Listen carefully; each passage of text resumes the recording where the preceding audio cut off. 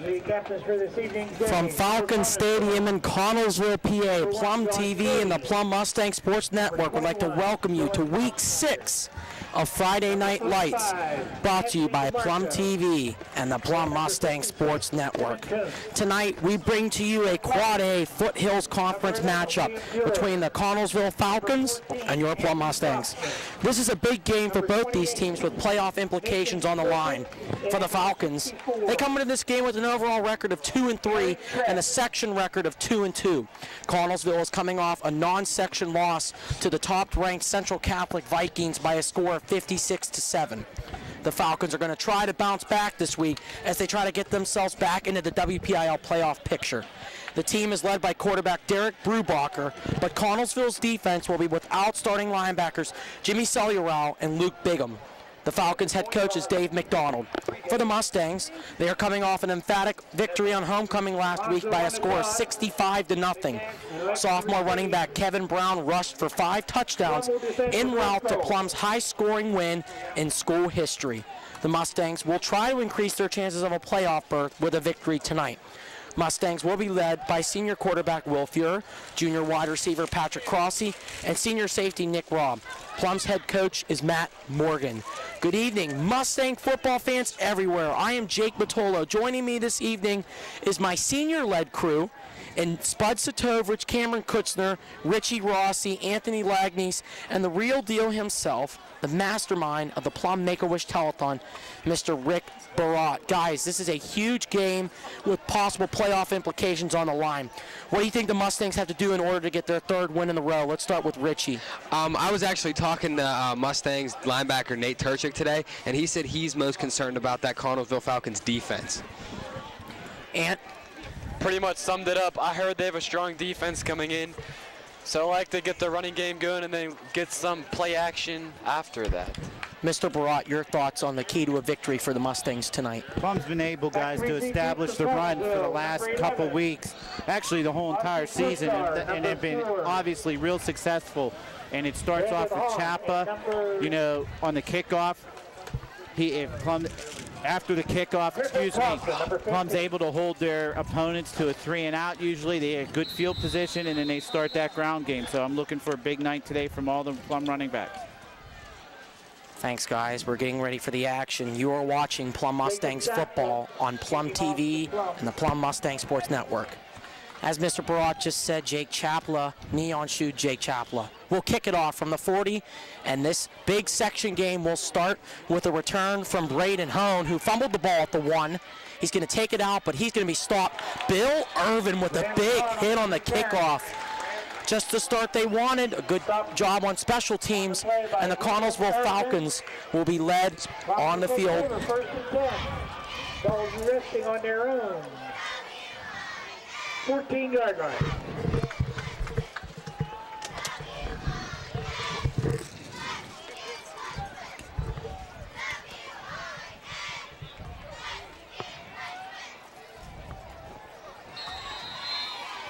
Derek Brubacher, as I said, the quarterback for Connellsville, and Alex Blaney's in the backfield. He gets the carry. Blaney gets a good carry to start the game to around the 20. Alex Blaney on the carry. Give Blaney 7 yards. It'll be a 2nd down and 3. Mustangs spotlighted with giving up 0 points last week against their rival Kiski Cavaliers at home, and en route to scoring 65 points on the offense. Plum defense had a safety and 2 fumble recoveries last week. 2nd down and 3 from the Connellsville 20-yard line. Cree in motion. Brubacher hands it off up the middle for Blaney. He will get the 1st down, give Blaney 4 yards. And early in the game, guys, they're going up the middle with Blaney behind this offensive line. Do you think we'll see this continually on this drive, Richie? I just think the Mustangs will pick up on it, and it won't continue through the game.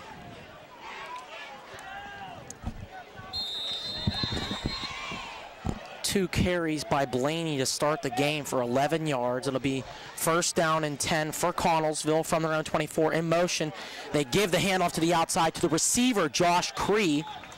Josh Cree around right end. Cree gets some positive yardage on the play, give him 5, 2nd down and 5 coming up for the Falcons. Stop on a play by William Irvin.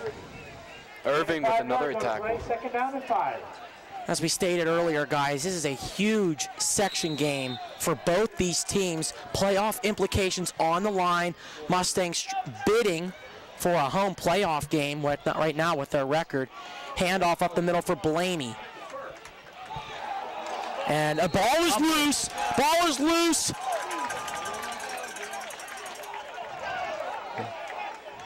And we have some pushing and shoving after the play, but the referees have not made a call yet. It is Plum football. A strip of Alex Blaney right before the ball was called dead. There's a fumble on a play. Mustangs recover. Don't know who recovered it, but nonetheless, Mustang defense starts the game off with a turnover, and they'll have the ball in good field position at Connellsville's 35-yard line. 35-yard line. And Jake, we'll also have to see if this extracurricular activity continues throughout the game. We are seeing Kevin Brown in the backfield for the Mustangs. Billy Bob Baird was expected to play the Mustangs center, but right now we're still seeing Mike Caragino snapping the ball back to Fuhr. He takes the snap, he'll hand off for Brown, and he's going to be brought down in the backfield. Also, the ball is loose. It is Connellsville ball. Just as quickly as the Mustangs forced a turnover, Kevin Brown coughs the ball up on the first play of scrimmage on offense for the Mustangs. Connellsville recovered. Dylan McCray there on the play. And Mr. Barat looked like he got a helmet on the ball and it jarred the ball loose. Yeah, real strange to see 2 turnovers in the first couple minutes of the game, but that's what we have. So Connellsville hasn't missed a beat here, guys. They have the ball on the 35, 36-yard line, 1st and 10. Just joining us, 10-17 left to go in the first, 0-0. It is homecoming here at Connellsville. Good crowd. There's a trick play, but and he'll keep it. He'll try to throw it. Looked like 15 Griffin Thompson.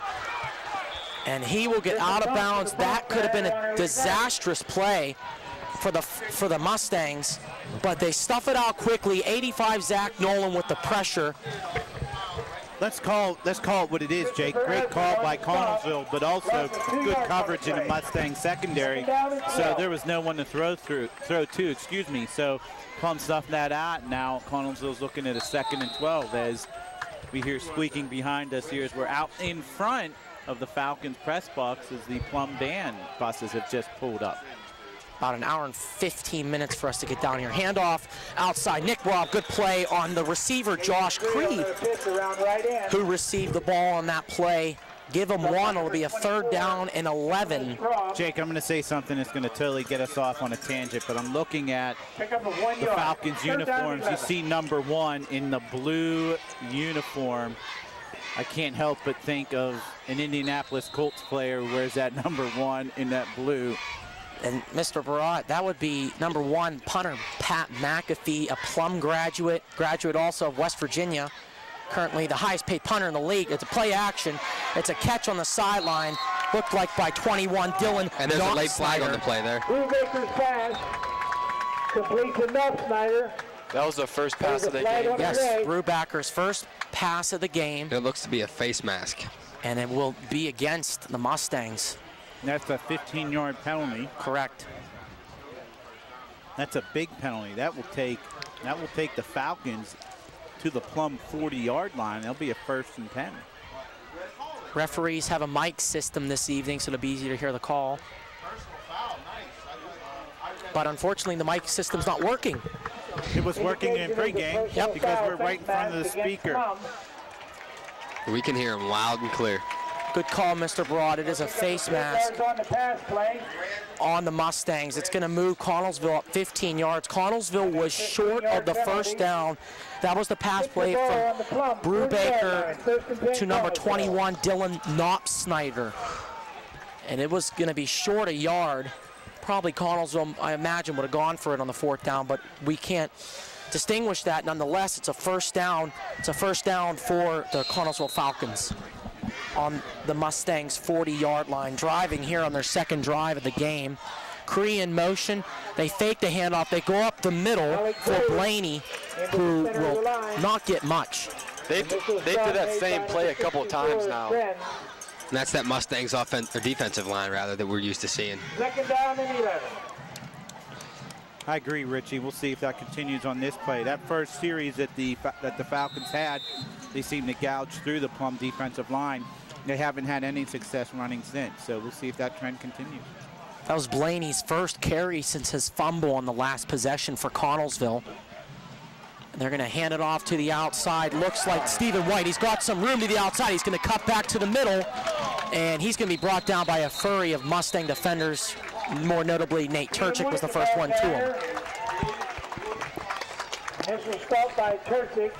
Stephen White, with his first carry of the game, gets Connellsville 14 yards and enough for a first down to the 26-yard line. 8:08 left in this first quarter of play from Connellsville Falcon Stadium, not on the campus of Connellsville High School, but it is about 5 minutes away from the high school. And they're going to give the handoff on the outside for Braden Hone. Hone's got some room to the outside. Hone is going to be in the end zone. Touchdown, Falcons. Number 4, Braden Hone into a Connellsville Falcon touchdown. The fourth player of the game for Connellsville to receive the ball on a carry. His first carry is enough for Connellsville's first touchdown of the evening. Even though we thought Plum had this stop, the last 2 runs totaled 40 yards, and there you go. Connellsville up 6-0. Corey Fogel into attempt the point after. Corey Fogel's on for the extra point for Connellsville. Snap. Kick is up. Kick will be wide right. Oh, no, it's good. Smaller goalposts here. And it went through the right side, so Connellsville will get off to a 7-0 lead. I've never heard that call from you, Jake. Oh, the kick is up. It's wide right. And good. It's good. Yeah, I apologize there, folks. I thought the kick was in. Or the kick was wide right, but kick actually went in over the right goalpost. So Connellsville takes the 7-0 lead over the Mustangs. It's very early. We are outside at Connellsville Falcon Stadium in the city of Connellsville, Fayette County, PA. Probably the Mustangs' furthest away game of the year. It took us around an hour and 15 minutes to get here from Plum. It is homecoming at Connellsville, so we'll be showing the Connellsville homecoming festivities at halftime. Number 14, Andy Soxman, and number 24, Nicholas Robb.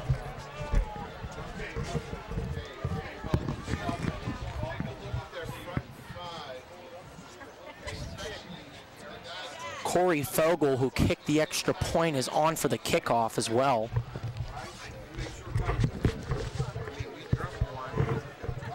We'll see if the offensive approach from the Mustangs here will change at all. It's really early in this game, 7:47 to be exact, left in this first quarter of play. Kickoff from Fogel. It's going to be a return from Soxman from the 3-yard line. Soxman has some blockers. Soxman's going to get to the outside. Big block by Nick Robb at around the 25-yard line. Soxman got about an extra 10 yards because of the block by Nick Robb. And the Mustangs will start from their own 29-yard line, led by senior quarterback Will Fuhrer. Last possession for the Mustangs ended in a fumble, one-play fumble by Kevin Brown.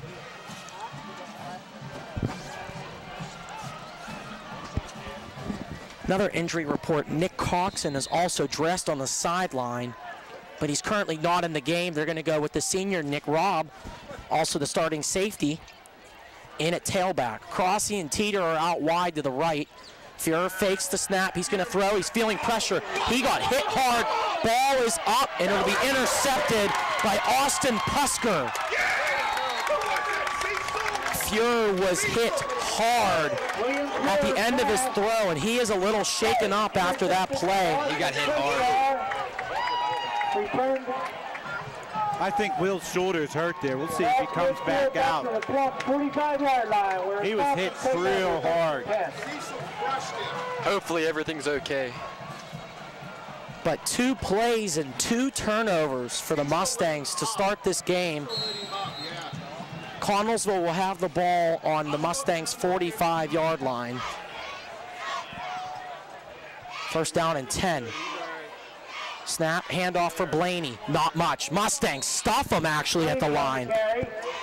Zach Nolan there on the play, as well as Patrick Cross. He's second down and 8 coming up for the Falcons. Zach Nolan.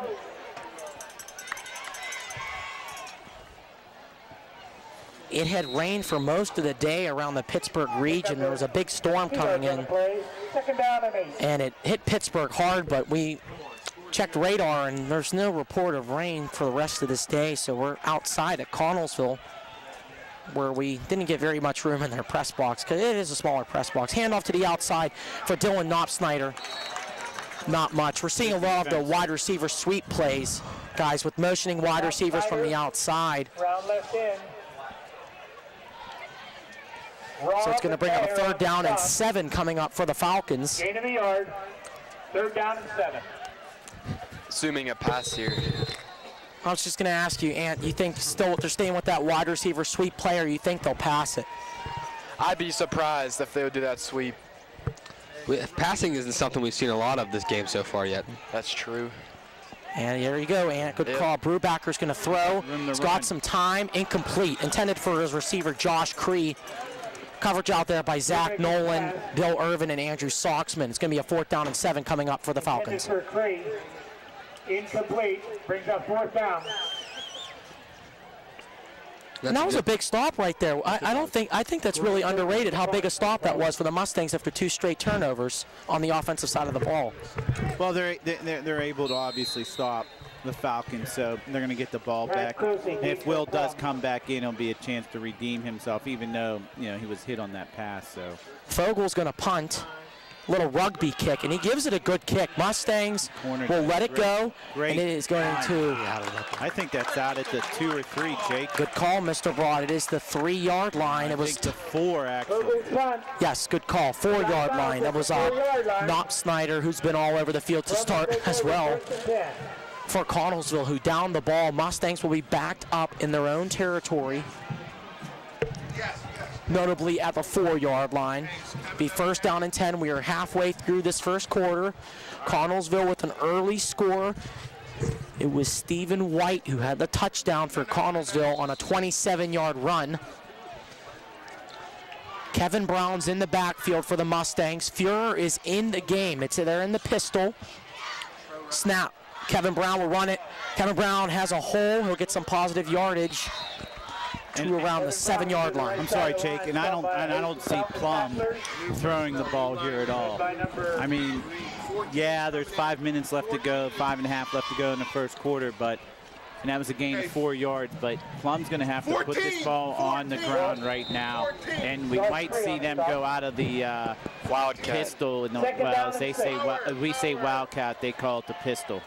Correct. If you heard the Connellsville coaches that are behind us, right behind 14, Andrew Soxman's now in the game in the Wildcat. Soxman keeps. Soxman has some room and enough for a first down. Helmet came off. Yeah, it looks like number 45. I don't have the roster, guys. You do. He lost his hat, so he'll have to come out for a play. Yeah, Anthony DeMarco. So DeMarco come out. And Soxman replaced by number 41 for the Falcons. Looks like Alex Blaney, the running back. Okay, so and I would see Will's back in the quarterback. I would still be shocked if Plum passed the ball here. Still think you got to run the ball. And there goes Will out of the pistol. I believe Kevin Brown behind him, way behind him also, Jake. We'll have to monitor Soxman. He came off limping after that play. Kevin Brown carries the ball, and he'll be brought down behind a line of scrimmage. Brown on a carry. Give Josh Cree credit with the tackle there for a loss of around 3. It'll be second down and 13 from the Mustangs 14, make it 13.5-yard line. Stop on a play by Cecil. Temperature is mildly comfortable here in Connellsville. We've struggled at how we had to dress for games. In Norwin, it was 75 degrees. When we came to Norwin, it was about 20-mile-per-hour winds, and the temperature dropped 15. We thought it'd be the same tonight, and it's actually warmer here, I think, than at Plum. Yeah, we expected it to be like 50 degrees. Exactly. Yeah. Fuhrer's going to throw. outside. Tight end Zach Nolan with the catch. He'll turn upfield. Get some good yardage to around the 21-yard line. First completion of the day for Fuhrer. It'll go for 8.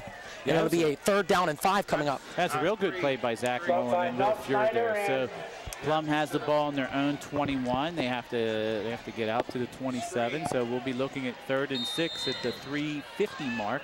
Running clock, so Fuhrer will probably go out of the gun or the pistol here. Watch screen. And a lot more manageable 3rd and 6 here. Yeah, instead of 3rd and 13, Richie, I agree. Scoreboard actually says 3rd and 5. It's around 5.5. Like to see the ball go to Patrick Crossy. Fuhrer, yep. Takes the snap. He has time. Wide Gets hit. Catch made by Teeter. He's going to turn upfield. And Fuhrer again got hit at the end of the play, but good wherewithal to keep throwing that ball, and he threw a missile right at Ashton Teeter for first down. I don't know if Cameron got him. He'll have to. You see how he's holding his right shoulder as he comes into the screen here. Will Fuhrer. It's kind of like his hands like dangling down on this. So that might be something to watch later on here. But good pass by Fuhrer. Patrick Crossy's in motion, was wide open. Teeter wide open, about 5 yards behind him. So first down Mustang. Looked like miscommunication also on the Falcons side of the defense, but give credit to the offense. It was a great play as well to confuse the defense. Kevin Brown gets the ball, and he sidesteps, but he's going to be brought down by Neil Butler. That's number 68, the defensive tackle. Kevin's going to get 6 yards. It'll be 2nd down and 4. The last pass play from Fuhrer to Teeter went for 11 yards. And Fuhrer 2 for 3 on the day, and his only incomplete pass, well, not incomplete, his only miss was an interception after he got hit on the last possession. They have Nick Robb in the backfield. Fuhrer is out wide to the left because Soxman is in this shoot formation they have. They motion Robb out. Spreading them out. Soxman up the middle.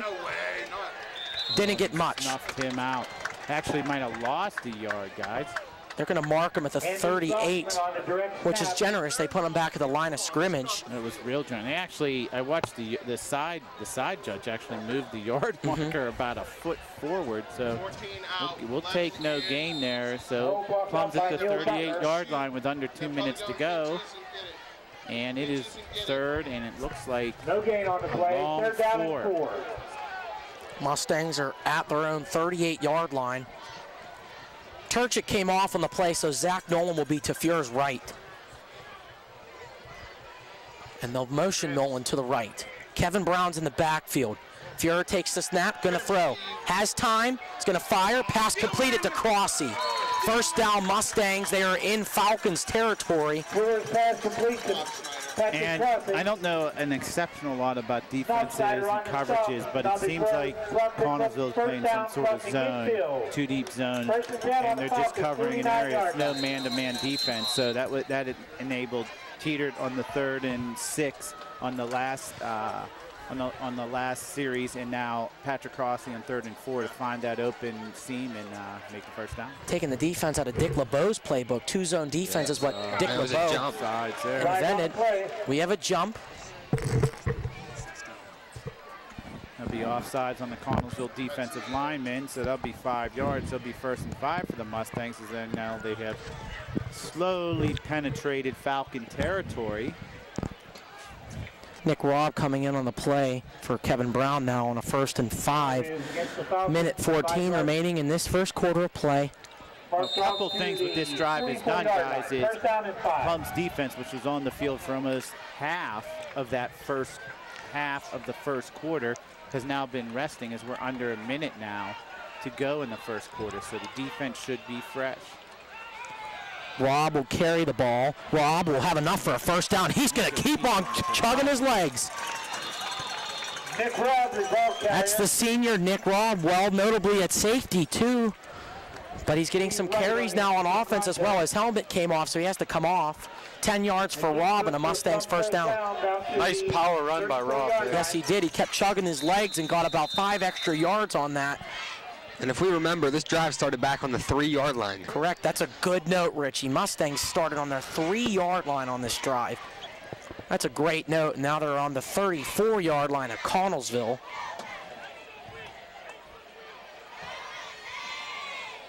They're in the pistol. Nick Carlosano in the backfield, and he gets the carry. He'll go up the middle. Again, he keeps chugging. Carlosano down to the 27-yard line. Give him 7. Second down and 3. 14, check 14. That is going to be our last play of the first quarter. Nick Carlosano on the carry. Connellsville gets a touchdown by Stephen White on a 27-yard run. But since then, the Mustangs have driven down the field. They're in great field position at the Connellsville 27-yard line. Our score through 1, Falcons 7, Mustangs 0. We will be back for the second quarter of play here on the Mustang Sports Network.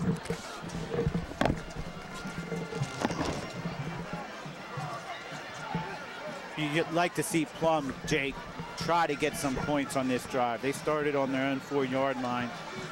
Very slow, time-consuming drive, and you'd hate to have a turnover or go out on downs. They have 2nd and short, 2nd and 3 on the Connellsville 27-yard line. You could even make the argument they're in Chapa's field goal range right now. So you want to see them get some sort of points. Hopefully, a touchdown to tie the game. As I had stated, Connellsville comes into this game with a 2-3 record, 2-2 in conference record. Their 2 conference wins are against Latrobe and Hempfield. The win against the win against Hempfield was away, and the win against Latrobe was at home. Their 2 section losses were to the top 2 teams in the section currently in the standings, McKeesport and Penn Trafford. So they have not played Altoona yet. No, they have Altoona week 9, the last game of the year. It is the senior night for Altoona. That could be a problem for Altoona. Soxman keeps the ball. He's got some room to the outside, and he'll stay on his feet, and he'll get down. First down. To the 17-yard line. Yes, it is. It is enough for a Mustangs first down. They're in the Heinz red zone. Get your thick and rich Heinz ketchup. Any place ketchup is sold, preferably at your local Plum supermarket. Or Chick-fil-A, because we got ours tonight. And Jake, we see the Mustangs running up the middle, and then they just spring it outside. Yeah, we've been seeing them mix it up a little bit, especially with Soxman on those Wildcat plays. Excuse me, Jake, but they've been mixing it up at running back a lot this drive, too. Yeah, they have. Absolutely, Ant. First down and 10 from the 18. Second tight end, Dylan Whiteman, in on the play. Soxman, keeper. Soxman, out the middle. He's going to be in. Give him the touchdown.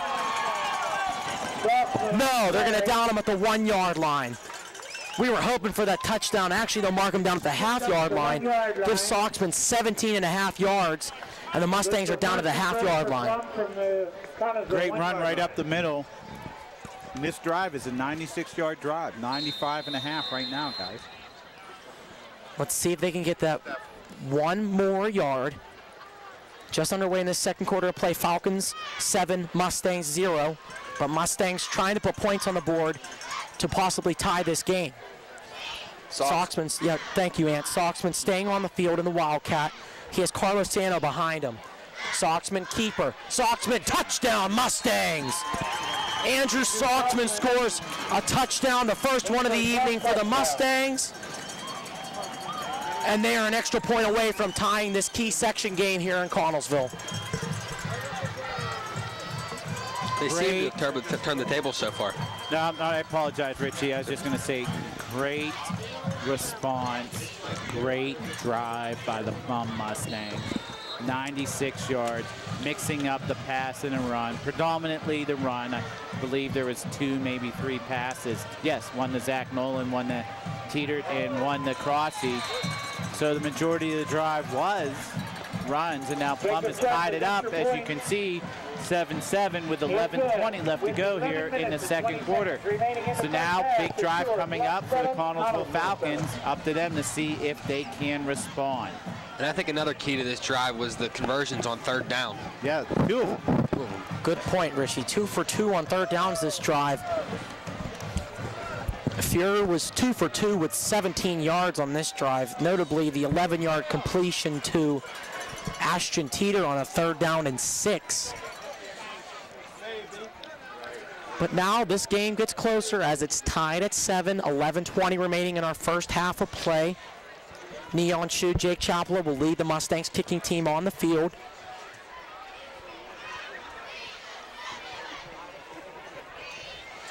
And we are waiting for Connellsville and their kickoff team to get on the field.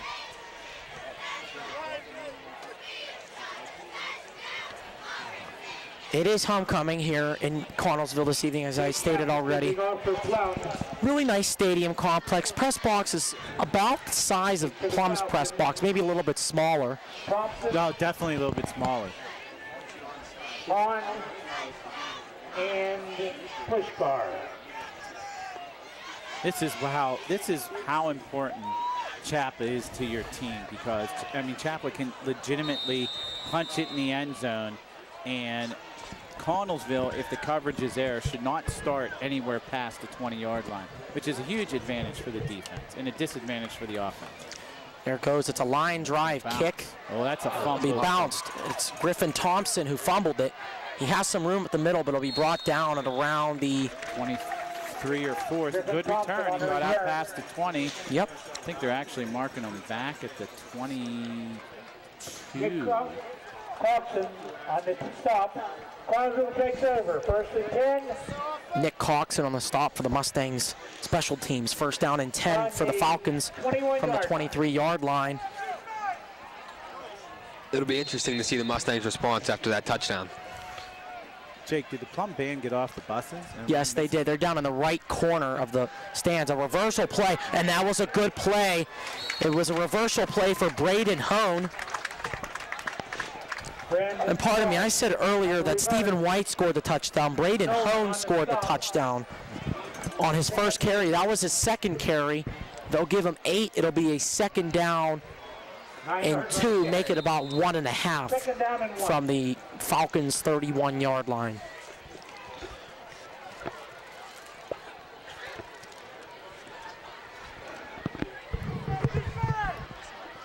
Seems like a pretty evenly matched game so far on both sides of the football. We've seen 3 turnovers, a fumble by both teams, and Fuhrer, as he was hit in the pocket, had thrown an interception. Carry goes for the fullback up the middle, which is Anthony DeMarco. I think this game, and I hope I'm correct, has the markings of the Norwin Plum game, where Norwin jumped out early as we had our technical difficulties. And from the middle of the 2nd quarter on, you can definitely see a noticeable momentum shift. So we'll see if that happens here as Connellsville just gets their 1st down as we're on a running clock, under 10 minutes to go. 7-7 if you're joining us. Brubaker hands it off for Stephen White to the outside. White has some room, but it'll be brought down. Waiting for him on the outside was Nick Robb and also Philip Marr there on the tackle. I think he only gained 1 or 2 there, Jake. Maybe 1, I think. Yep, they'll make it a 2nd down and 9 from the 35-yard line. They got to get to the 44 for a 1st down. Gain of 1. 2nd down. You know, Connellsville hasn't thrown a pass on 2nd down yet. It would be a good call for them. I would expect they would run the ball here. I don't think they have a lethal passing attack. And another reversal play that goes to Stephen White, and Mustangs are there to stuff it again. Give them 2. It's going to be a 3rd down and I believe 6.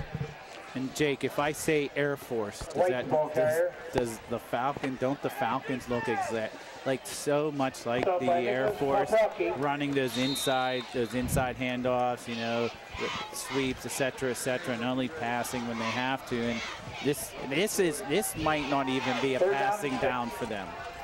Even right down to the uniforms. 5 or 6. Yeah, exactly. And good call, Mr. Broad. Handoff for Josh Cree. He did not enough. Fumble. Ball is loose. Yes, the ball is loose. They have it. There's a fumble on the play. Ball is loose.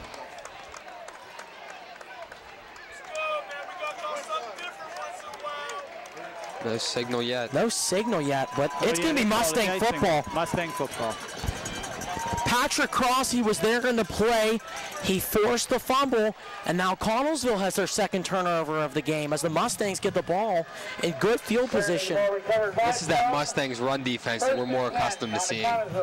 Coach Morgan thinks like I do a lot, not that I'm some genius, but he likes going for the kill right away. Would not be surprised if Fior threw a pass here. I think they should keep the ball on the ground and still pound the rock, but I would not be surprised if he did a play action here and went for a kill. And that's he is Teeter in single coverage. Mr. Broad, you might have called it right here. Teeter's open. It's incomplete. Great defensive play by Braden Hone, who got a deflection on the ball. And you're smiling to my right here because you were exactly right, Mr. Broad. Yeah, I mean, that's typical. The Steelers did that back in their heyday with Terry Bradshaw. You get a turnover, you went right for the kill, play action, go deep. And even if the pass is incomplete like it was here, those defensive backs and safeties are going to be pulling back from the line. So whether Will's in a quarterback or Soxman is in a quarterback, they run something out of the pistol. You know what?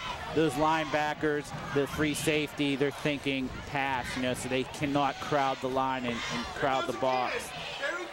And there's a flag because it was an early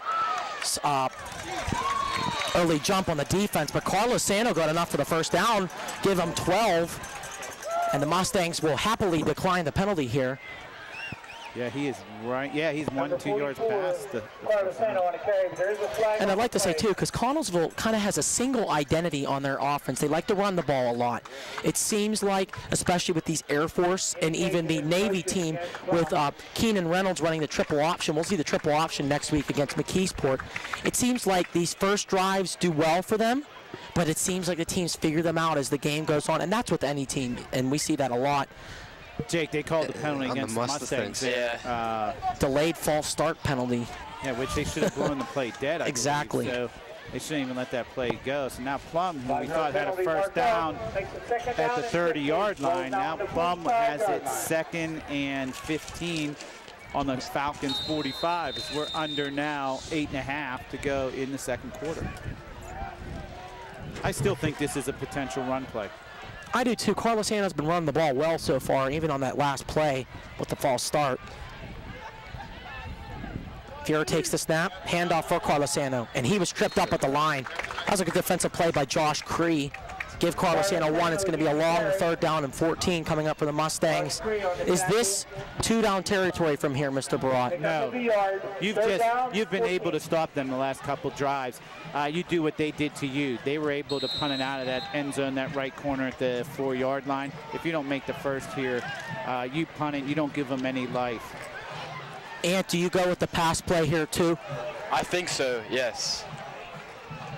They do have Ford wide. It's Teeter, Nolan, Crossy, and Philip Marr out to the far right.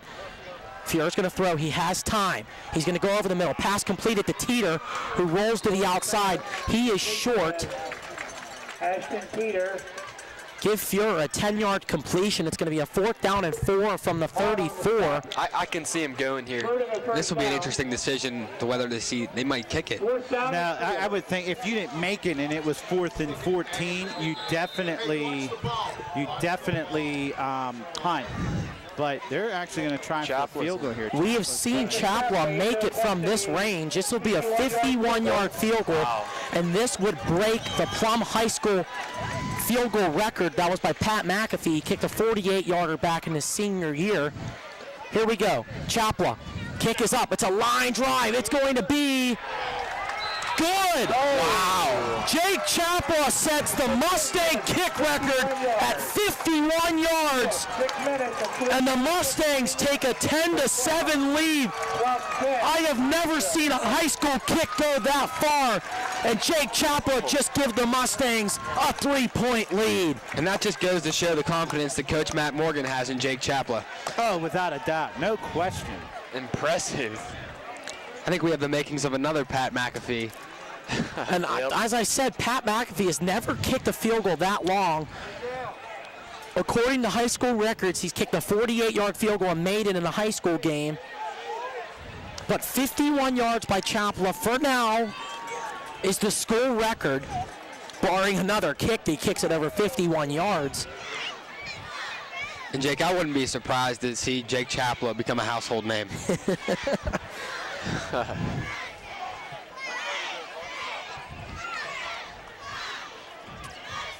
We should call him the Iron Boot now. Neon shoots so 3 weeks ago. The Iron Boot in Jake Chapla will kick it off here for the Mustangs. They have the lead, 10-7, 6:45 remaining in the second half, or first half. Pat McAfee had the record? Yes, it was a 48-yard field goal. And Chapla broke it by 3 yards. Remember the day, remember the night. It is October, I can't even remember the day, the 3rd. October 3rd, 2014, Jake Chapla sets the field goal distance record for the Mustangs history. And he'll kick this deep, and he'll go through the end zone for a touchback. And Jake, none of his kicks ever seem to be those real high arcing, graceful kicks that we're used to seeing. They're usually booted straight line drives. Well, he uses that line drive to his advantage because he needs to kick more distance. You go back a little line drive more because it gets more velocity on that ball and gets it quicker through the post. If you would kick it more higher, like you show in extra points to make sure they don't get blocked and stuff like that. But that's a good point, Richie. I definitely agree with that. As Connellsville will come back onto the field, 1st down and 10. It's got to be a momentum changer right there. I feel like the Mustangs have complete and total momentum right now, taking the life out of this Falcon crowd. It's going to be a handoff for Blaney up the middle. Referee is going to mark him at the 24-yard line. It's going to be a 2nd down and 6. Both teams have 3 timeouts remaining as we head into the final minutes here of the first half. And there is our band finally on the track. Getting ready for their halftime performance. Make sure to stay tuned for the Move to the Music show featuring the song Bicycle Race tonight. There's a new portion to the marching band show. Bicycle Race by Queen will be the new song in the Move to the Music marching band show for Plum. Make sure to stay tuned at halftime, as well as Connellsville homecoming festivities. He's going to throw, and it's going to be a good pass play, which is caught by 81 Caleb Pitzman. Great pass by Brubacher right to his tight end, Pitzman, and it's a 1st down for the Falcons. It was just out of the outstretched hands of Patrick Crossy. 31-yard pickup. And it's Derek Brubacher. Brubacher made a fantastic throw right there, right over the Mustang defenders, and outstretched hand of Patrick Crossy. Brubaker's under center. Handoff for Knopf Snyder. He was stuffed. hit. Yes, he was. That's Billy Bob Baird with the tackle right there for the Mustangs. Give Knopf Snyder 2. Zach Martin also in there on the hit. We're usually hearing his name on the offensive side of the ball, not so much the defensive. Yeah, and Billy Bob Baird. Billy Bob getting into the game on defense. He said he was going to, I talked to him today, he said he was going to be a little bit limited in his actions tonight, especially on the offensive side of the football due to his knee injury. But we're seeing him on the defensive line, along with Chris Erfurt and Nick Poprocky. Toss play for Cree. Patrick Crossy lowers a hit. We got a flag on the play there, Jake. We got a flag. It's probably going to be a holding on the offense. Mustang sideline is clapping, so it's a good sign for us up here. It will be a holding. And the referees are pointing that way. Yep. Indication is holding against the Falcons. Back up Connellsville 10 yards. It'll be a 2nd down and 18. They are now backed up into their own side of the field.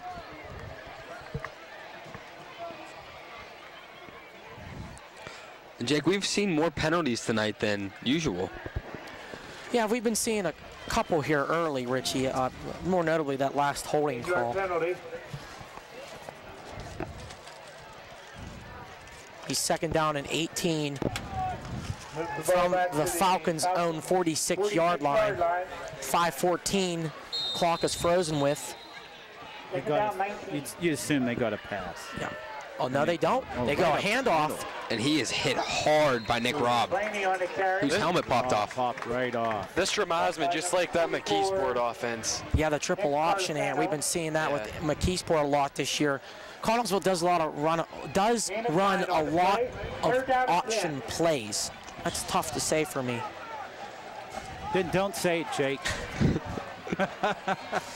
I feel like that was something you'd say to me right there. Hey, he's kind of a big deal over here. We gotta leave him alone. I understand that. So we have 3rd and 10. Brubacher's in the shotgun for the first time today. Incomplete pass. Great coverage by Patrick Cross. The intended receiver was Nathan Horton. Not the hockey player Nathan Horton, but the receiver Nathan Horton for the Falcons. Mustangs force a 4th down and 10. Good hockey reference, Jake. Unfortunately, he is in Columbus now, if I'm not mistaken. Usually you're the hockey head, Mr. Barat, down there. I know, that was good. Penguins play on Thursday against the Anaheim Ducks. Home opener. Yes, it is. Home opener. High snap. But Fogle catches. It's a fake. It's incomplete. 11 was open on that play. That was Nick Poprocki that got his hands on the ball. Great play by Nick. And the receiver for Connellsville is wide open. Real gutsy call by Connellsville, and that would have worked too. Plum's able to withstand that fake punt, and now they take over on their own 45-yard line, up by 3 with 4:22 left to go in the first half. More notably, Plum's forced Connellsville's 3rd turnover in this first half. 2 fumbles and a turnover on downs. And like you said, Mr. Barat, student of yours, Nick Poprocki, who we see a lot on this offensive line on the left tackle position. Sure, he's there right now. Did a fantastic play right there to block that ball down. Fuhr's going to throw. He's got time. He's going deep. Teeter is there. It's incomplete. Just a little bit overthrown. Coverage there by Braden Hone and Stephen White. Again, Fuhrer is making it a really catchable ball, but you go good coverage right there, and it was just a little bit overthrown for Teeter. And that was, again, a predictable call. They got the ball over on downs and went right for the kill, went for that proverbial nail in a coffin, try to put Connellsville down by 10. We'd like to see Plum milk some clock here and not give the ball back to Connellsville. I think they got to get back to running the ball. And you can see Soxman now in at quarterback. So Dylan Whiteman's the tight end. Sorry, Mr. Broad, didn't mean to interrupt you. Soxman is the quarterback. He is looking for a hole. Soxman has a hole. He's very close to a first down. It'll be a 3rd down and 3. I think the referee on the right side of the field, Jake, and you can see it. He marked it at the 48. That referee right in front of us, let me zoom, and Nick will zoom out a little bit. He had it marked at the 47, and I can't believe I think that's a horrendous spot. That's at least 1 yard forward, minimum. Maybe a home team call right there, too. You never know. You're in Connellsville. I'd run the same play, and they should be able to get 5 to 7 yards on it. I agree with you, Foley. 3rd down and 3. Soxman carries. He has the first down, and he's down to the 39-yard line. Mustangs keep riding the back of Andrew Soxman. And we're seeing good run protection by that offensive line. I agree. Ever since Fuhrer got hit, I don't think we've seen a hit running back at the line of scrimmage in the game since then.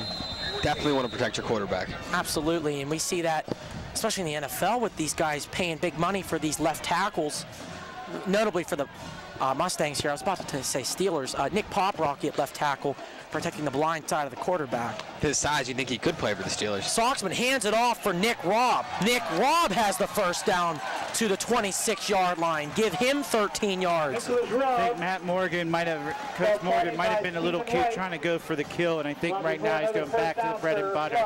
I'd be surprised if they threw a pass unless they're in a 3rd and long situation. I would assume Plum would just pound the rock here, take time off the clock as we're under 3 minutes to go in the 2nd quarter. As you can hear the Plum band getting ready and fired up, and it seems like we got a timeout at 3:07. Timeout, Falcons. Yes, Connellsville burns their first timeout of the half. They have 2 remaining. Mustangs have 3 remaining. They have plenty of time. Good field position at the 27-yard line of Connellsville. They have a first down and 10. And Jake, going back to that run by Nick Robb, we've seen him leave his mark on the offensive and defensive side of this game. Yes, we have, Richie. Well, it is a nice night here in Connellsville. Connellsville High School has an enrollment of around 1,325 students. It's a little bit less than Plum.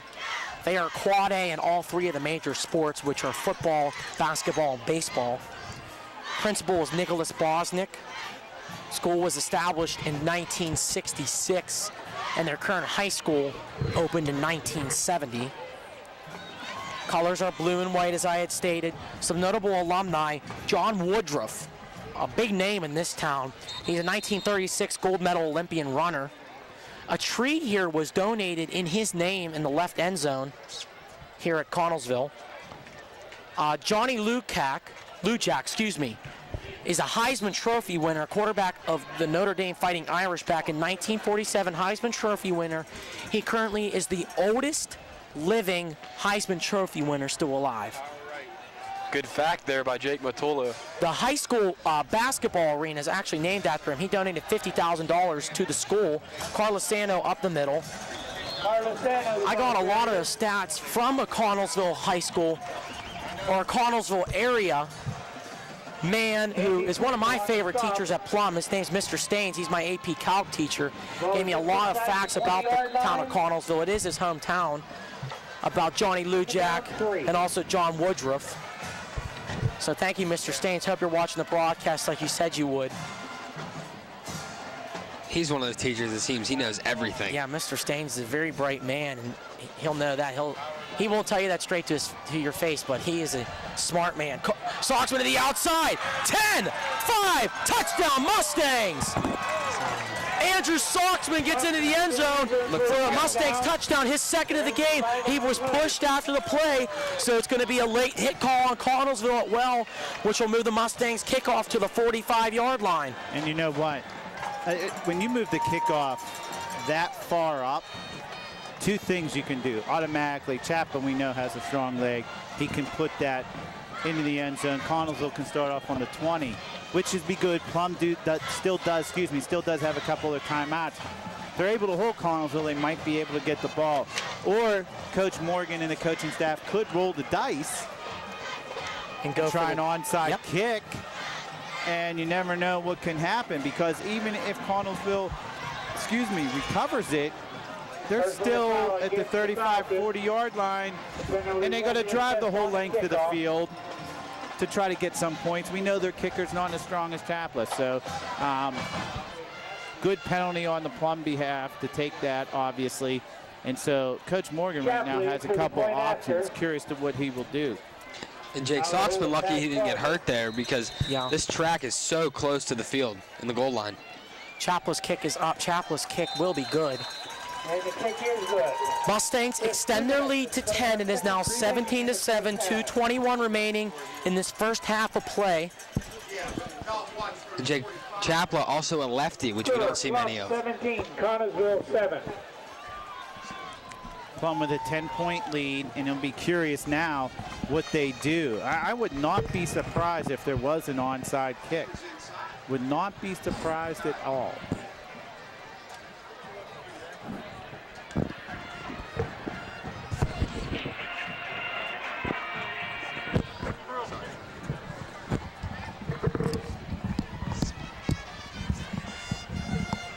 And the Mustangs also get the ball after halftime as well. Yeah, lots of things going Plum's way right now, guys.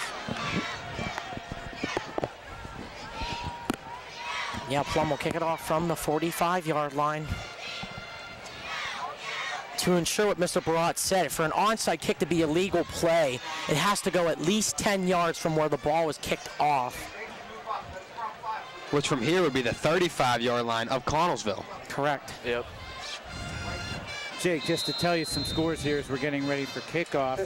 Hempfield Spartans tied with the Penn Trafford Warriors, 14-14. Also, the game that really interests us is the Altoona Mountain Lions and the Latrobe Wildcats. That's 10-0 Altoona. Chapla will kick it off, and don't even worry about it. It's way out of the end zone for a touchback. Didn't even look like any of the Connellsville players moved there. Mustangs electing to go safe on the kickoff there, Mr. Barat. You had said that first. You wouldn't be surprised if they do kick it out of the end zone. But Connellsville will get the ball back. Are you thinking, we have not seen them throw the ball a lot. Actually, we've only seen one pass attempt in the game.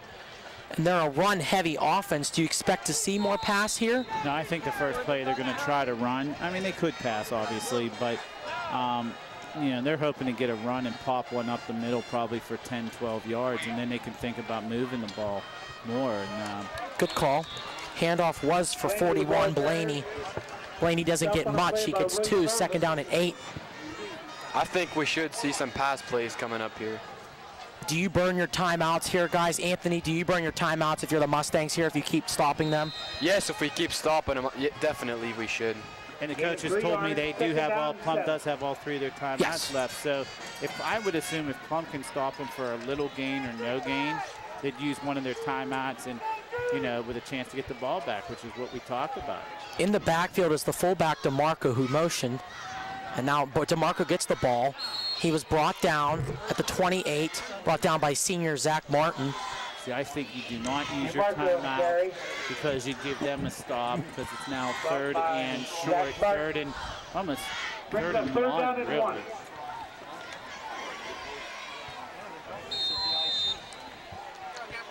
Now, if the Mustangs stop them here, they'll burn a timeout. Oh, absolutely, because we're under 1:10 left to go in the second quarter. Which we wouldn't be surprised to see a Mustang stop. Sorry for cutting you off there, No, Mr. no, that's Brock. okay, Richie. There's no way I would be shocked if they pass this ball. You just have to hope that you don't get burnt. Yeah, all they need is a first down. Clock will stop to move the chains, too. Connellsville has all 3 timeouts, or excuse me, they have 2 timeouts, correct. We're going to have a stoppage in play. That should be illegal motion on the Falcons unless there was a timeout called. Delay a game on the Falcons. So now it gets to be a little bit interesting. 55 seconds left, 3rd and 6. I still don't think Connellsville will pass the ball. I think they will run. So if you're the Mustang, you call timeout and you hope that you get the ball around your 30-yard line with about 45 to 40 seconds left. Connellsville was just called for 12 men on the field. Oh, is that what it was? That was the call. Connellsville had 12 men on the field. Snap. I missed who the handoff went to. It is for 24, Stephen White. White has some room. He'll be brought down by Marr at the 49-yard line. Big conversion right there for Connellsville, and that also stops the clock with 47 seconds remaining in the first half, and Connellsville does not need to burn a timeout. I lost who had that ball on that play. Yeah, that's a lot. You see that a lot with these option plays from your Air Force and Navy teams, and more notably in our conference with McKeesport and Connellsville. You tend to lose that ball with these option plays. I agree, Jake. Brubaker will take the snap. Brubaker to throw. Brubaker has time. Nick Robb's back there. Interception. That looked like that pass was almost intended for Nick Robb. He barely had to move. He was leaving it up there for not the hockey player, Nathan Horton, the receiver, Nathan Horton. Nick Robb there with great coverage. Mustangs force Connellsville's 4th turnover of the first half. And the Mustangs have the ball at their own 22-yard line. First down and 10. They have all 3 timeouts remaining, 39 seconds. Do you still think the Mustangs will be conservative here, Mr. Broad? No, I think they attack. Coach Morgan did it after the last 2 turnovers. I mean, to get in Chapla's field goal range, they only need 40 yards. You can get that on 2 pass plays. Mustangs going with 4 wide. Teeter and Crossy to Fuhrer's right, Nolan and Marr to Fuhrer's left. And behind Fuhrer is Carlosano as Crossy motions to the left. Here's the snap. And Fuhrer's got time. Fuhrer's going to wind up and throw. He's got Teeter! Incomplete. Just out of the outstretched hands of Ashton Teeter. Coverage back there by 11, Austin Pusker. I'd run the same play. They have just missed 3 times. I would run. He's obviously fast enough to run past the defensive back. This time, though, I think instead of running him on fly routes down the sidelines, I would have him fake to the outside, send him down the middle like he did against North Hills. And Will might be able to hit him then if he's in the middle of the field where he's not pinned against the sideline. So you're thinking like a little hook and fly play. Yes, I'd say, and if it's intercepted, so what? There's 31 seconds left. And Connellsville has proven that they struggle to pass. Yep, Fuhrer to throw. He's got time over the middle. He'll go the short way for Nolan. Nolan's got room up the middle.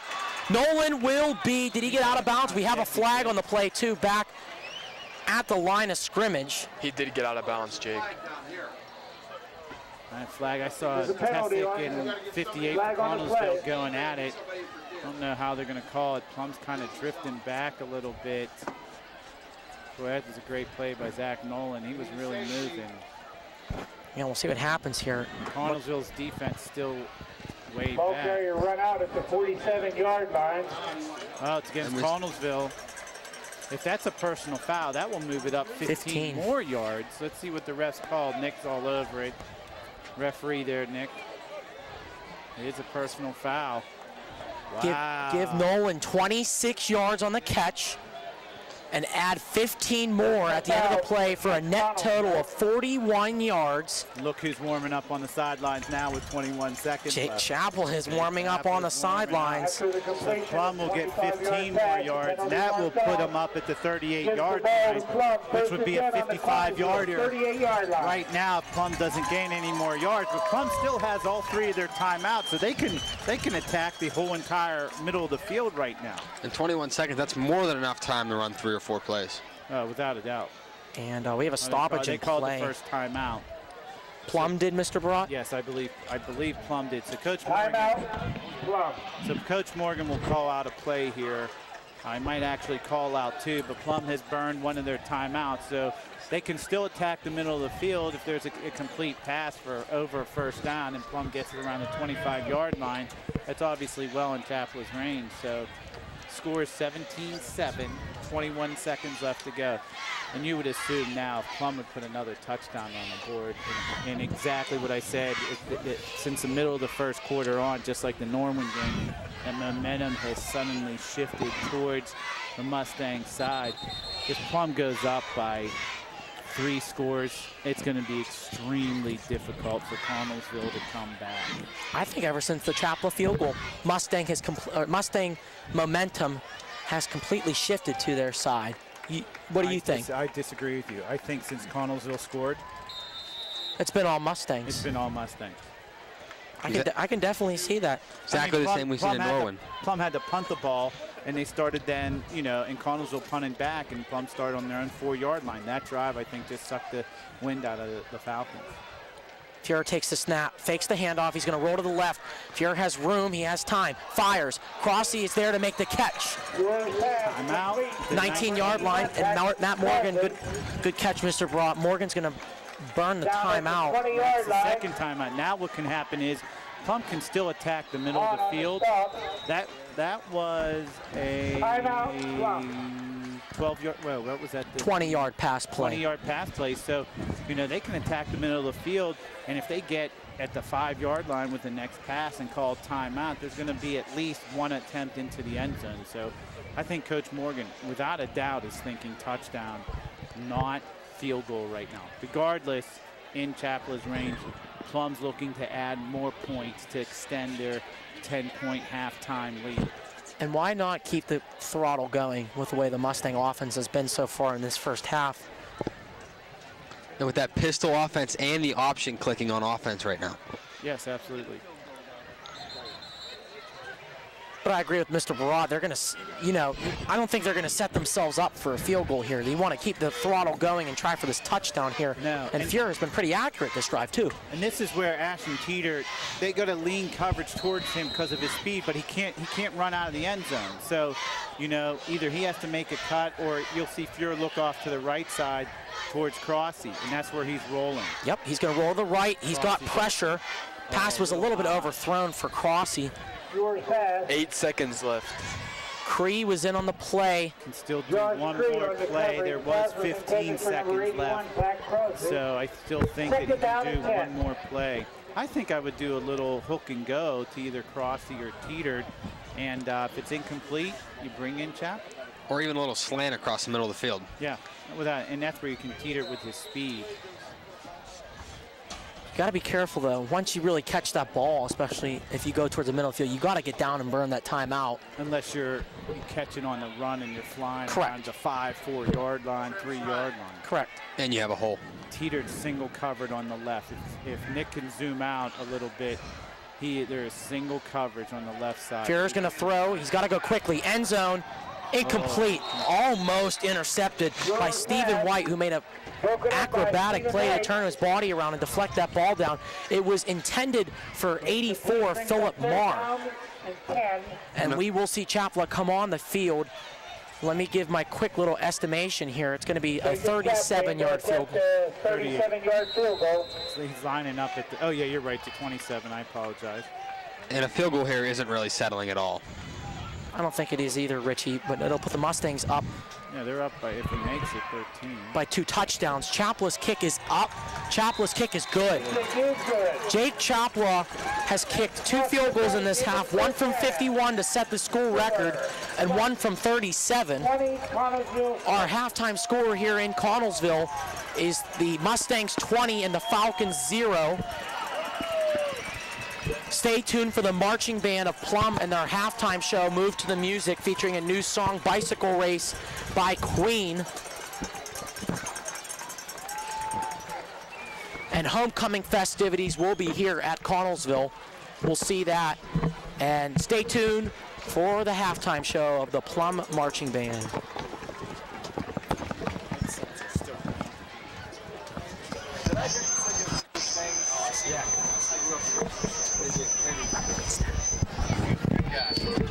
How's he doing health-wise, okay? He's good, yeah. He went through a time where he had a scare. Yeah, a little bit.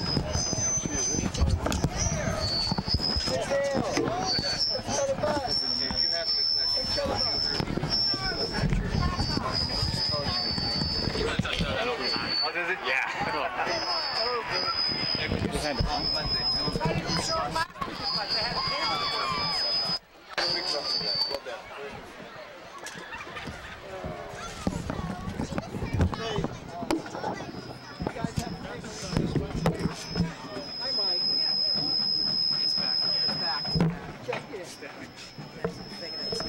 It's the feedback. Get that one away.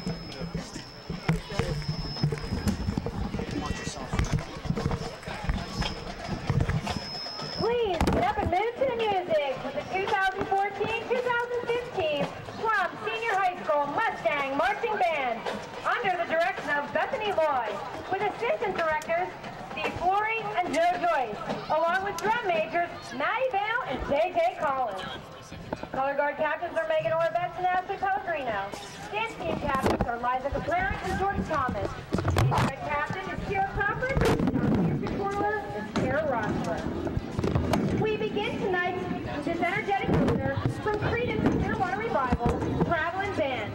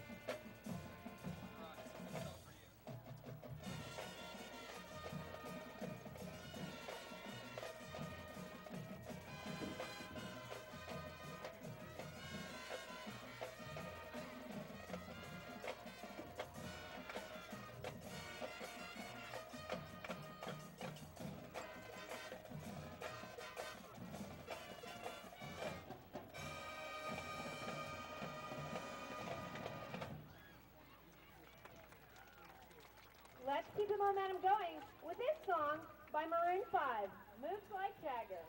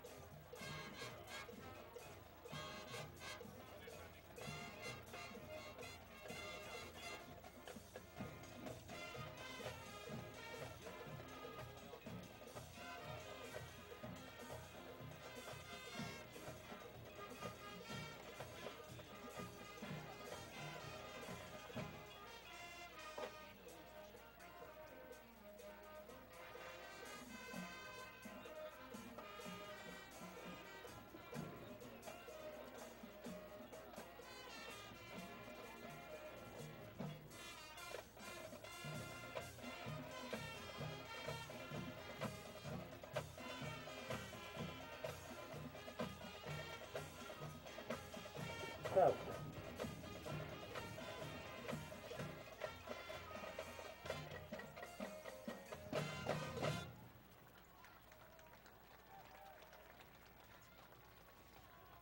Now, enjoy some sights and sounds of our next tune, the rock classic Bicycle Race by Freddie Mercury of Queen, featuring the Plum Dance Team, Color Guard, and Majorettes.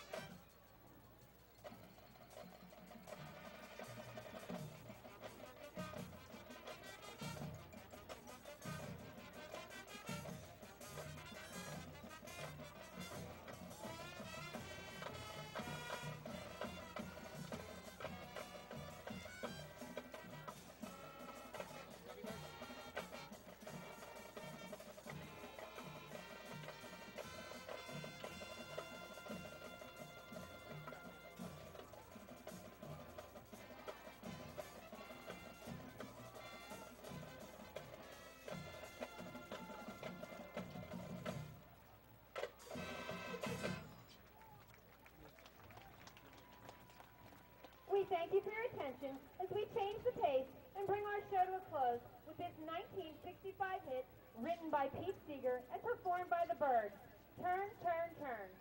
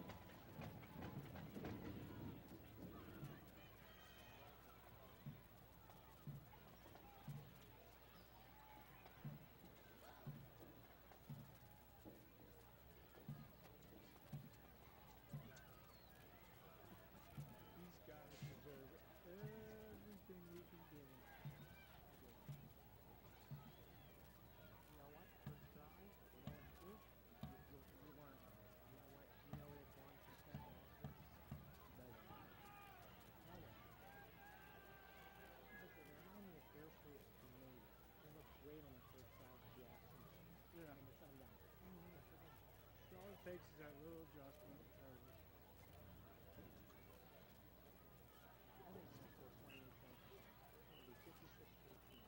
Good. I hope we get a run. Good evening and welcome to Homecoming 2014. My name is Sophia Jones and I am the Student Council President. My name is Taylor Niederheiser and I am Tech Advisor of Student Council and we will be introducing this year's sport. Ms. Kelsey Burkholder. Kelsey is the daughter of Robert and Karen Burkholder of White. She is a 3-year varsity softball letterman, member of NHS, prom committee, and student council. Kelsey is a wrestling manager, plays travel softball for Steel City Cyclones, and is an assistant softball coach for Connellsville Wild Things and Wolfskin Little League. She plans to attend college and play softball. Kelsey is being escorted by Luke Kissel. Luke is the son of Marshall Guy and Brian Kissel. He is senior class president, vice president of the German Honor Society, member of NHS, Cal Club, the baseball team, diving team, Kids Scholastic Diving, and he is a peer mentor. Luke plans to attend college and study political science and business. Miss Jackie Kramer. Jackie is the daughter of Gary and Laura Kramer of Indian Head. She is a 3-year varsity starter for the high school softball team and a 1-year varsity starter for the tennis team. Jackie is also a member of NHS, PJAS, CAHS Ambassadors, and was a junior representative on the Snow Princess court. She plans on attending college and majoring in nursing while playing softball. Jackie is being escorted by Cody Hall. Cody is the son of Ernest and Jonah Hall of Connellsville. She is a member of NHS, Student Council, the baseball team, and is a peer mentor. Cody plans to attend the University of Pittsburgh for engineering. Miss Katie Ernestine. Katie is the daughter of Steve and Rosemary Ernestine of Connellsville.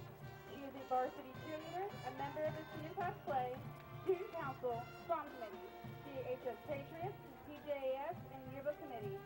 Katie plans to attend college and major in medicine. She is being escorted by Jake Connell. Jake is the son of Karen Molinaro Connell of Connellsville. He is a member of NHS, 3-year basketball letterman, 2-year member of chamber ensemble, and is a peer mentor. Jake plans on attending the University of Pittsburgh for engineering. Miss Jessica Johnson.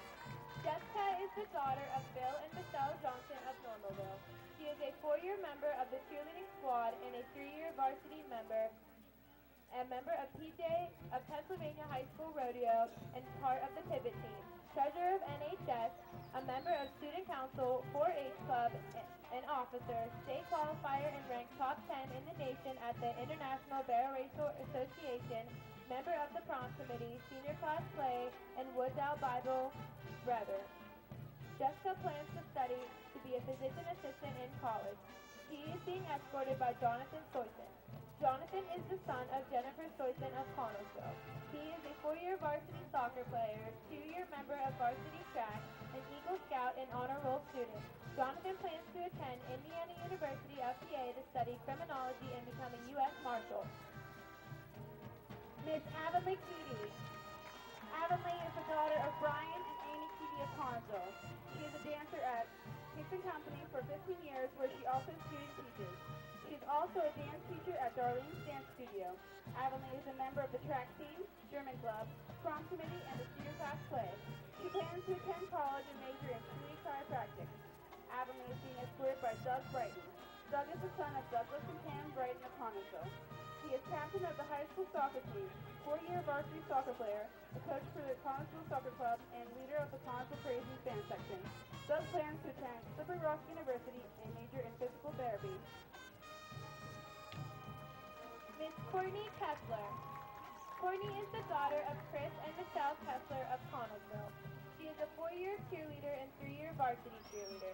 She has been in chamber ensemble for 3 years and has participated in the musicals and is currently a cast member of the senior class play. Courtney is an active member of Mount Olive Church and a dancer at Kids and Company and was a junior representative for the Snow Princess Court. She plans to attend Indiana University of PA for business and accounting. Courtney is being escorted by Jordan Hosfeld. Jordan is the son of Harry and Sherry Hosfeld of Connellsville.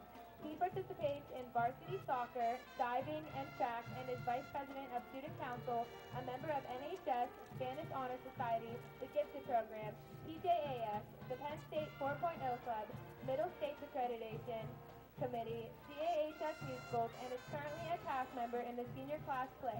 Jordan plans to attend college and major in biochemistry, followed by medical school. Miss Alyssa Orndorff. Alyssa is the daughter of Rob and April Orndorff of Mill Run. She is a 3-year girls varsity basketball and softball letterman.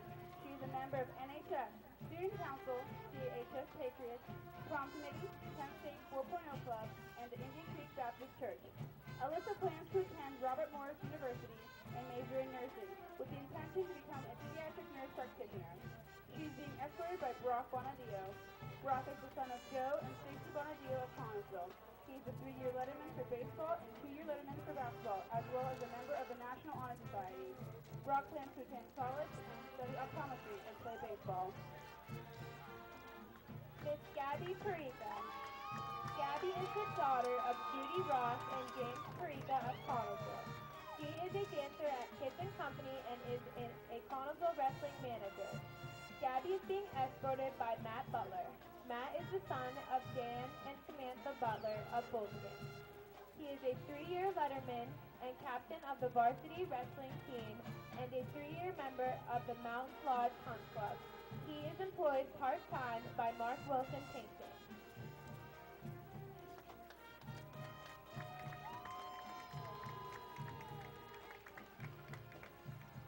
Please welcome the Career and Technical Center 2014 Homecoming Queen, Miss Justina Kent. Justina is the daughter of John and Denise Kent of Connellsville. She is a 3-year member of the cosmetology program and musical hair crew, and participates in St. Baldrick's fundraising. Her future plans are to attend Westmoreland Community College for diagnostic medical sonography. Justina is being escorted by Garrett Johnston. Garrett is the son of Donnie and Buffy Johnston of Mill Run. He is a 2-year member of the Automotive Collision Program, a member of Skills USA, and CACTC yearbook photographer. Garrett plans to pursue a career as a state trooper upon graduation. Now introducing our 2013 homecoming queen, Miss Ashton Grimm. Ashton is the daughter of Jim and Chris Grimm of Connellsville. She is currently attending St. Francis University, where she is majoring in biology and is a member of their soccer team. Ashton is being escorted by Mr. Bosnick, our high school principal, and together they will be crowning our 2014 homecoming queen. A special thank you to CHS Student Council, Westside Juilliard Connellsville, fellow Mason of Uniontown, for the generous donation. And now, for the moment you have all been waiting for. It is with great pleasure that I announce our 2014 homecoming queen. Miss Courtney Kessler.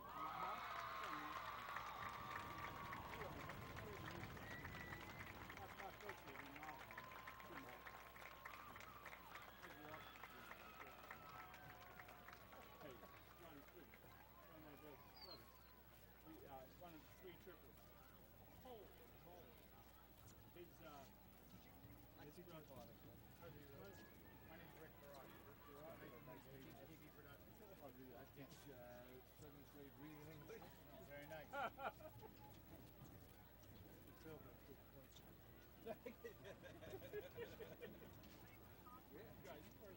Brent's still at Maryland. Is he? Yeah. His one brother, triple brother is Gennaro. The other one is Big Shot. He's big shot. In fact, he's going to get Indeed, yeah. That's what I'm telling you. I just got a pen of it. He was in for my mother's baby 2 weeks ago. His office is down the hall from the CEO.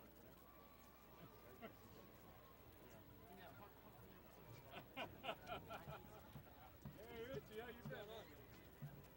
There, hey, I taught him everything you know. Hey, when I saw that I should have worn some of my stuff. I used to help the goal. Oh, that's what I'm doing myself. I used to take a rolling hills concrete, and I used to just crush it. Hey, right here, my man. You can listen to the broadcast. Right here. Oh my God. Cool.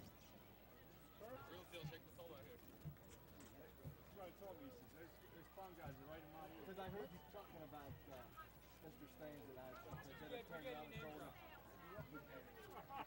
What's Mr. Staines? Wait, we were saying, can you make them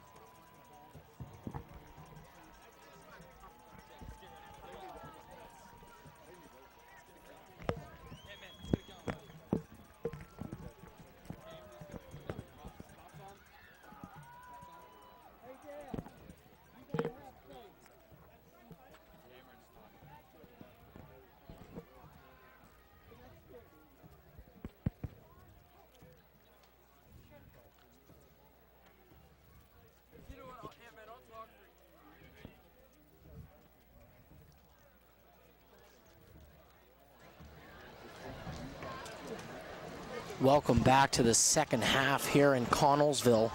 Mustangs with a 20-7 lead over the Falcons. Mustangs have got 2 touchdowns from Andrew Soxman, as well as 2 field goals from Jake Chapla. Chapla set the field goal record for the longest field goal in Plum history. It was a 51-yarder. Even the great Pat McAfee could not have made a 51-yard field goal here. I'd quickly, Richie, if you're listening with me here, like to go through my this day in history and our birthday shout-outs as well. This day in history, it is October 3rd. And I usually have Logan here with me, but Richie, you'll have to laugh with me. You sure it's October 3rd? We went over a little bit in the earlier. It is October 3rd, I'll tell you that. It is October 3rd, and on 1863, this was the day Abraham Lincoln issued the proclamation designating the last Thursday in November is Thanksgiving. That's been since 1863, Richie. Always the last Thursday in November. That's actually really one of my favorite holidays. It is. You get a lot of food that day. Filled with football and turkey. Can't go wrong with that. In that order of importance. Let's see, Richie. Let's go with another. Not to go with a food reference here, but in this day in 1964, the first buffalo wings were made, and you could probably guess the hometown of the buffalo wings. Buffalo, New York. You're exactly right, Richie. Buffalo, New York is where buffalo wings were invented. Happy 50th birthday to the buffalo wing today. That's important. That's the food of America here. On this date in 1974, a little sports reference here, Frank Robinson, he is the only player ever to win the MVP in both the National League and the American League. He was hired by the Cleveland Indians as baseball's first African-American manager. So that opened the door for other guys, like we've seen the former Astro manager Bo Porter, for example, and, Ron Washington in Texas. Washington, exactly. My final one is a big one. It's a biggie because we can appreciate this because we are AP European history students. Yes, sir. On this day, Mr. Marston, shout out to you. Yes, in 1990, on this day, after 45 years of Cold War division, East Germany and West Germany were reunited as the Federal Republic of Germany, as we know, as it is today. That's really interesting. I guess knocking down that Berlin Wall. Knocking down the wall. Let's give our birthday shout-outs. First, to one of my favorite actors. You may have seen him in Dude, Where's My Car? Or the American Pie movies, Sean William Scott. He turns 37. He is Stifler in the American Pie movies. He's well known for that. Gotta love Richie, those movies. You'll appreciate this. He's a U.S. Open champion, Freddie Couples. He turns 54 today. I believe he's won the Masters, if I'm not mistaken. A few times, yes, and I actually met him. I had the honor of meeting him at the Seniors Open in Fox Chapel last year. Yeah, the Constellation Seniors Open was at sir. Fox Chapel Country Club. And Richie, to my left of me, is a very good golfer. He's looking to golf. Where did you say, Richie, for college? Where would you like to golf at? Hopefully St. Vincent's. St. Vincent's is a good school. My friend Austin Dietert, as well as the basketball team with me from last year, he went to St. Vincent's. He's currently getting ready for his basketball season coming up in the winter. And Andrew Reynolds also, another thing Richie was telling me, he's also interested. Probably, Richie, you can agree with this here, probably the star of the golf team. Yes, you sir. have to say. He just made states He is interested in going to St. Vincent's as well, if I'm not mistaken. Gannon exactly is. Gannon. Thank you, Richie. Division 2. He is verbally committed to Gannon, Yes, if I'm sir. not mistaken. Yes. Final birthday shout out, Gwen Stefani. You know how old Gwen Stefani is, Richie? No, I'm 41 years old. She does not look 41. Does not look 41 at all. Gwen Stefani does not look 41 years old, as there's a kickoff by the host of The Voice. Fogel, yes. It's going to be a return from Nick Carlosano. Carlosano is going to get to the outside. He will be brought down by Stephen White. There's a lot of wrestling there. On the return, brought down by Stephen White. I'm Jake Matolo. Here with me this evening, Richie Rossi to the left of me on the headset. Anthony Lagney's currently on the camera. Nick Sputzatovich has been on the camera tonight. I'd like to welcome Cameron Kutzner to the broadcast this evening on the headset.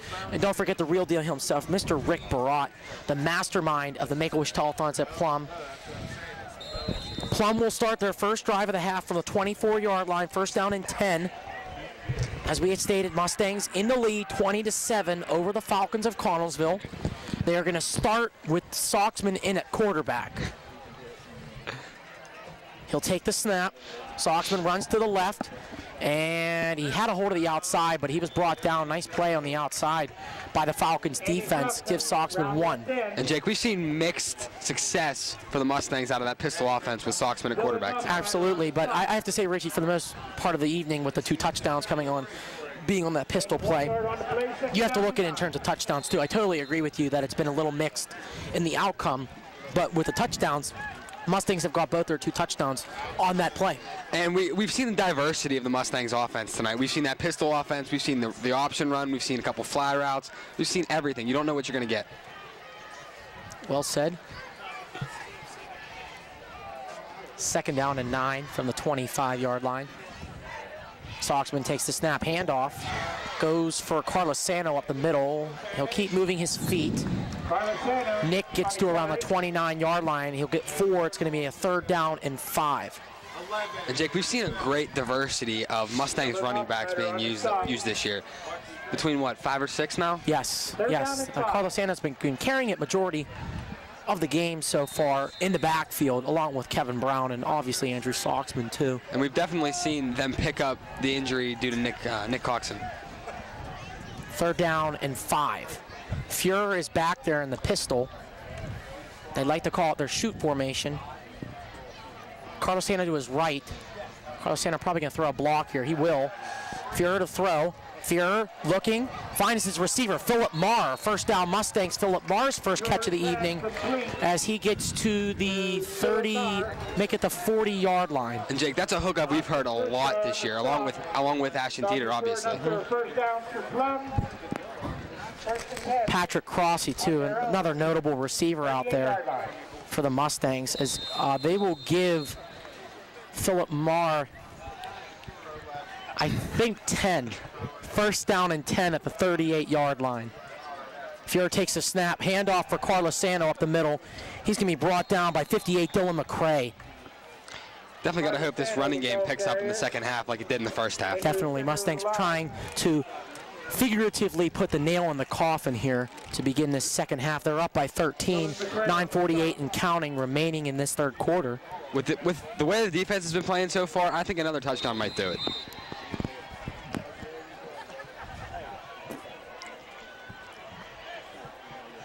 Kevin Brown in the backfield for the Mustangs. 2nd down and 9. Trips.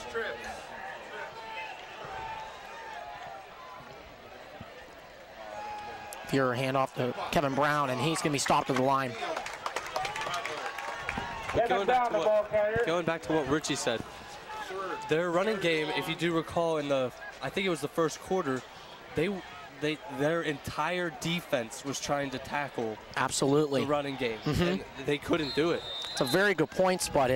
We saw that a lot in that first half of play, but seems to it now they've been engulfing more, and they haven't gotten as much in the beginning of this drive. It's going to be a 3rd down and 10 from the 38. Mustangs need to get to their own 48 for first down.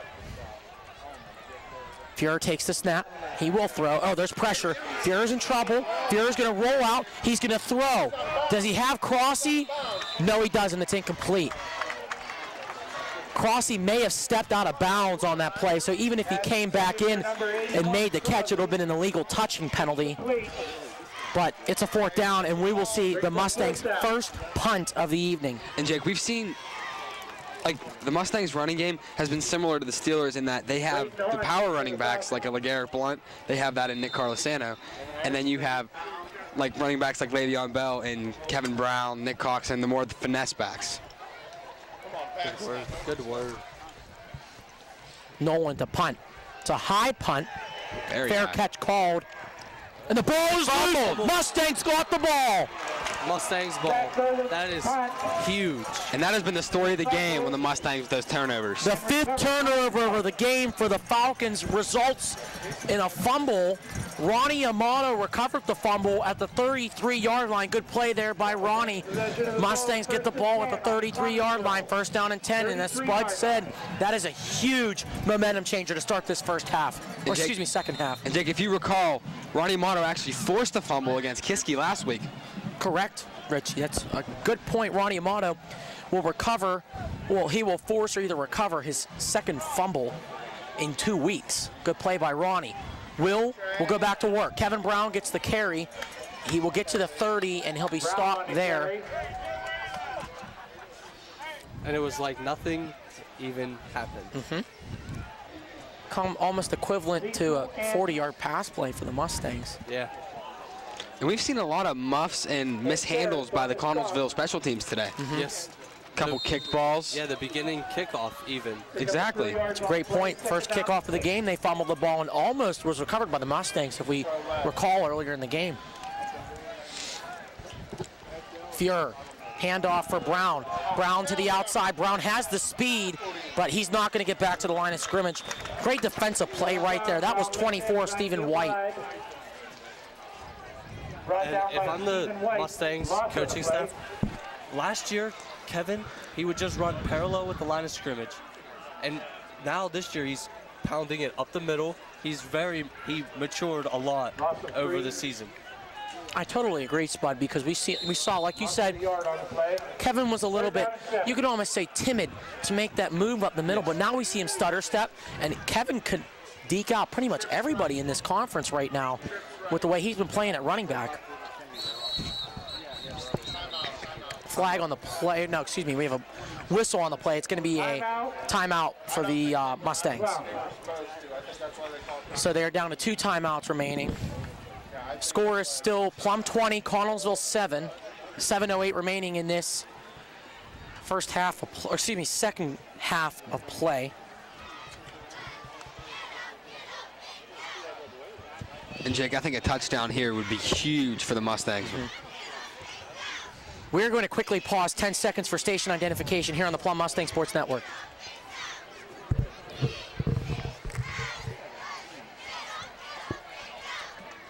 The Plum Mustang Sports Network and all affiliates of Plum TV are not responsible for any injuries, spilled beverages, or dropped food that could occur in the duration of this broadcast, and advises you to eat, drink, and cheer at your own risk.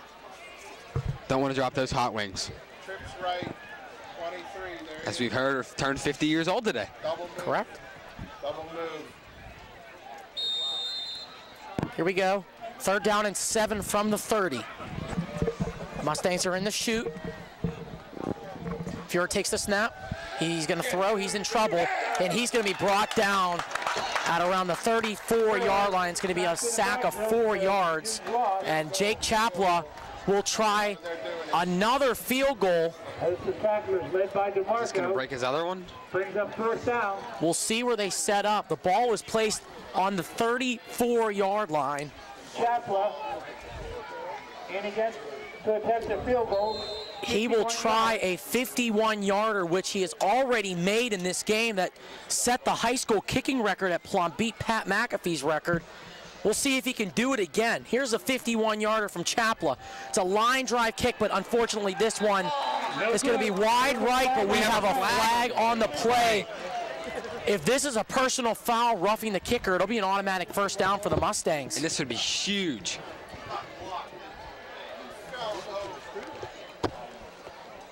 Even if it's a running the kicker penalty, Mustangs will move the ball up And we'll have another opportunity on the kick. We'll see what the call is from the head official. We have running into the kick. 5-yard penalty. It'll be a running into the kicker penalty, not a personal foul. It's a 5-yard penalty. Mustangs will move up to the 29-yard line, so it's a little bit closer for Chaplin now. Still not a chip shot. More of a 46-yarder. Yeah, with Jake Chaplin's leg, this is still like a chip shot for him. It's a 46-yard attempt now for Chaplin. He's in the middle of the field. There's the snap. Kick will be up. The kick will be hit the upright. Off the post, no good. And he was inches away from giving the Mustangs a 16-point lead. But unfortunately, this drive comes up inches short. And if you do recall last week, it was the same thing. It hit right off the post. Yes, it did, Spud. We've seen that a couple times. I think Chaplin's 3 kicks he's missed this year have been off the post or the crossbar. So Chaplin just a little bit left, hit the crossbar, hit the post, and it went out. So Connellsville gets a stop. They have it at their 20. First down and 10. It's going to be a handoff up the middle for Blaney. Blaney, the ball carrier. He gets 2. Be a second down and 8. And again, we see that strong defensive presence by that defensive line. Cam, you're giving me this blank stare right now. Are you surprised at the field goal attempt? No, I'm surprised they missed it. I am too. Chaplin boots the 51-yarder and just by a matter of inches misses a 46-yard field goal. I'm going to call him the Iron Boot now because he just has a fantastic leg. And Brubaker will keep it. Brubaker throws deep, incomplete pass. Intended for his receiver, Griffin Thompson, and great coverage out there by Andrew Soxman. Ball incomplete. After that first touchdown in the first half, we've seen great defense by the Mustangs. Yeah, the Mustangs have not allowed a score since that first possession of the game. Or excuse me, not the first possession of the game, the second possession of the game, where Connellsville took it in with Braden Hone on a 29-yard carry for the touchdown. And Jake, this game really reminds me of the Norwin game a couple weeks ago. Richie, we've been saying that. I cannot disagree with you. Brubaker keeps. He's in trouble. Brubaker's brought down. Brubaker on a keeper. Great play by the Mustangs defense. 58, Nick Poprocky there on the stop, and Connellsville is forced to punt. Tackle made by Nick Poprocky. Something else we've heard a lot of tonight. Yeah. Fogel will be back to punt for Connellsville. They gave Brubaker a 1-yard gain. Corey Fogel into punt. High snap. He will get it off. Back to return is Crossy. It's a good kick. Goes out of bounds at the 32-yard line. And Jake, you see that kind of rugby-style punt that he's utilizing there. Move that up to the 37-yard line. First down and 10 for the Mustangs. And Chapel's getting looked at by Road Dogg on the side. Looks like his non-kicking foot. This could be a huge blow to the Mustangs. He may just be getting it wrapped up too, Spud. We see that. You and I have seen that before. He can just get his foot wrapped up on the sideline. And that looks you're to be right. what it is. It is his non-kicking foot. See, I didn't know because you never know because like when he fell or got hit right for the penalty, just always looking up. Soxman is back. First down and 10 for the Mustangs from the 37. Soxman will run to the right. He's got some blockers. Soxman has some room. 50. He's going to get to the 40. Soxman has room to the 30. First down, Mustangs. Andrew Soxman with a carry of around 37. That's another huge run that we've seen out of Soxman tonight. Gives Soxman 33 yards on the run. Mustangs are at the 30 of Connellsville. First down and 10. And Andrew Soxman, if it's not Chapla, Andrew Soxman's got to be our key player of the night so far. I would definitely agree with that.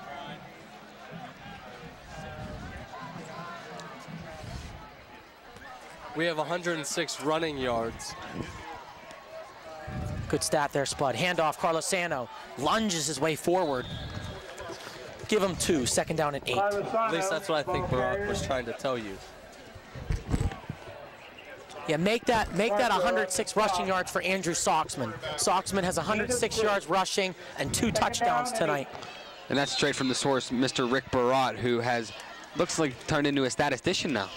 Actually, Yeah, from the source, Chaz. Yes, Chaz Casillo, one of the head statisticians for the Mustangs, is relaying information to us. He always does. He does a great job with stats, and he always relays it to me or Cameron during not just the home games, but also the away games, too. So thank you, Chaz Castillo, for our stats. Definitely appreciate along that. with Mr. Morgan and Mr. Gestrich. 2nd down and 8. Teeter in motion. We're going to have a flag on the play.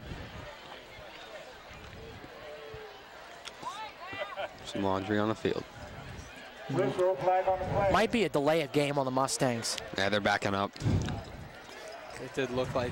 We have a dead ball. Delay of game. It is a delay of game on the Mustangs. Back them up 5 yards. They'll be at the 33-yard line now for a 2nd down and 13. 2nd down and 13. We have 3:32 remaining in this 3rd quarter of play. Mustangs 20, Falcons 7.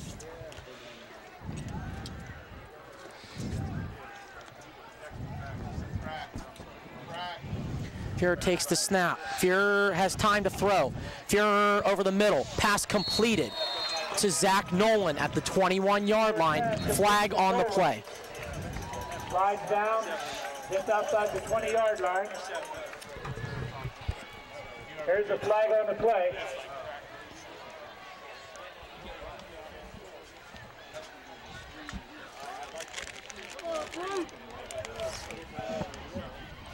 And the Mustangs are unfortunately backing up, maybe on the offense. See what the head official calls. Coach, we have a chop block against the offense. A 15-yard penalty from the spot of the foul. Replay 2nd down. And that is, as you heard, 15-yard penalty on a chop block on the Mustang offensive line. Mustangs will now have a 2nd down and 28. Barring a change in yardage, no, it's going to be... Penalty marked off 15 yards from the spot of the foul. It's a spot of the foul penalty. So Mustangs are going to have a 2nd down and 33. It was a 20-yard penalty. Jake, you think we see that hook and fly route here because they need so many yards? Yes, they do. See if they can chop it in 2 downs. Fuhrer's going to throw. It's a screen play. Teeter's open. Teeter's going to go over the middle. He'll get to the 45. Teeter has room. He's going to be at the 35, make it the 34-yard line. And that's a hookup we've heard a lot this year between Fuhrer and Teeter. First on the stop. Mustangs get 21 yards on the screen.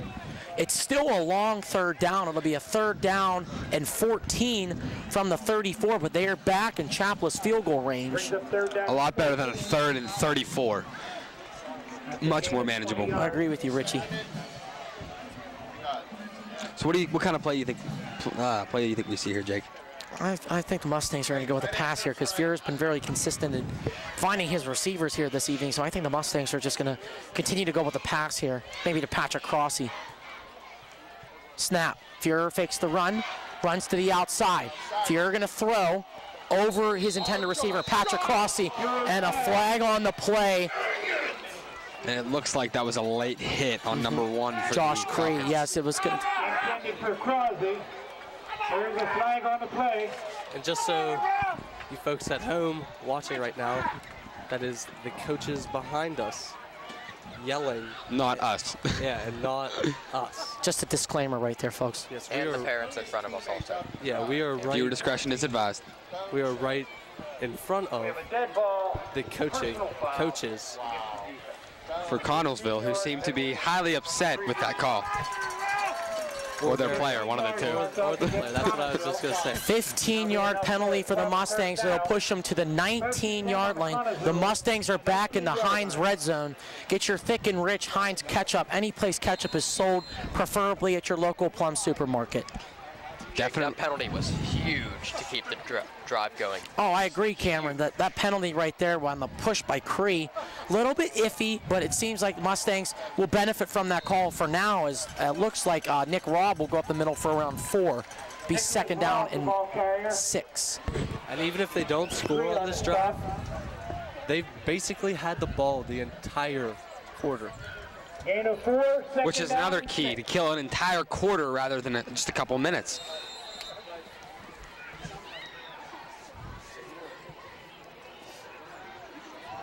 Second down and 6 from the 15. They mark Robb for 3 yards. No, excuse me, 4 yards. Soxman still in the game. Takes the snap. He's going to run to the left. Soxman to the outside. He's going to get to the 10, 5. I don't think he got in. Just short of the end zone. Yes. Looks like they'll mark him about the 1. That he has gotten down to the 1 yard line and not scored. That's just bad luck. Yeah. But Soxman's also scored 2 touchdowns today, guys. So kind of makes up for it. I think he'll be happy maybe to get the ball here again. No, he's going to come off the field. I got to give a round of applause right there to Andrew Soxman, who's just had a great game so far. And so far is our Gatorade Impact Player of the game, already with 2 touchdowns. Mustangs are going to line up jumbo. In the backfield is Carlosano. They get in, they're signaling things. No, it was Turchik. Nate Turchik in for the Mustang touchdown. Fullback Turchik gets his first carry of the game, and it's in the end zone for a Mustang touchdown, and the Mustang lead is now extended for the moment to 19. And usually we're used to hearing his name on defense, getting sacks, tackles, usually 6 or 7 a game at least. It's nice to see him get offensive stats there too. Sorry for interrupting you, Richie. You're fine, man. Turchik is the starting fullback for the Mustangs as well as the starting middle linebacker for the Mustangs, excuse me. Chapel on for the extra point. Pop Rocky's the snapper. Crossy holds, kick is up. The kick will be good. And Jake, just to comment on that touchdown there. I talked to Nate Turchik today, and he was concerned about that Connellsville defense a little bit and how they were going to manage them. Seemed like he managed them pretty well there. Yes, he did, Richie. We'll see what Coach Dave McDonald and the Connellsville Falcons offense has in store here as the Mustangs take that clock down to 1 minute and 6 seconds left in the third quarter of play. They currently lead the Connellsville Falcons 27-7. And we've seen a lot of power running out of the Mustangs, which we're not used to seeing. Andrew Soxman now has 120 yards with 2 touchdowns. Thank you, Spud, for that stat. That stat was brought to you by Coca-Cola. Did I say 120? Yes. Okay, I thought I said 220. No. As I said, tonight's stats are brought to you by Coca-Cola. Get your Coca-Cola products any place Coca is sold, preferably at your local gas station in Plum. From Connellsville Falcon Stadium, in the city of Connellsville, PA, Fayette County, big section, Quad A, Foothills Conference matchup between the Mustangs and the Connellsville Falcons. Connellsville Falcon Stadium is not on the campus of Connellsville Area High School. It's about 5 minutes away from it. Kickoff will be returned by it'll be returned by Brendan Bradenhorn.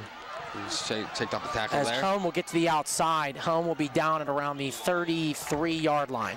Mark it at the 34, and the Mustang defense will come back out on the field. And that's the first decent return we've seen out of the Connellsville defense, or Connellsville special teams. And that's a credit to the Mustang special teams as well this game. First down and 10 for Connellsville from their own 32. Mustangs coming in this game on a 2-game winning streak, have won 2 in a row against rivals Norwin and Kiski. More notably scoring the most points in school history in one game last week with a 65-0 victory in a game full of records last week. And Jake, it seems like that North Hills loss just lit a fire under them. Brubacher hands it off to Knopf-Snyder. Not to interrupt you, Richie, we'll talk after the play as Knopf-Snyder gets around 4. Continue on what you were saying right there, Richie. I was just saying that North Hills loss probably really stung most of them, and it lit a fire under them, which we've seen, I guess, amount to something here. Hopefully 3 in a row. And Connellsville looking to avoid their second straight loss. They lost to Central Catholic last week here by the score of 56-7, and not looking to follow the 2 and 3 in section play. As a handoffs for Blaney. Blaney's close to the first down.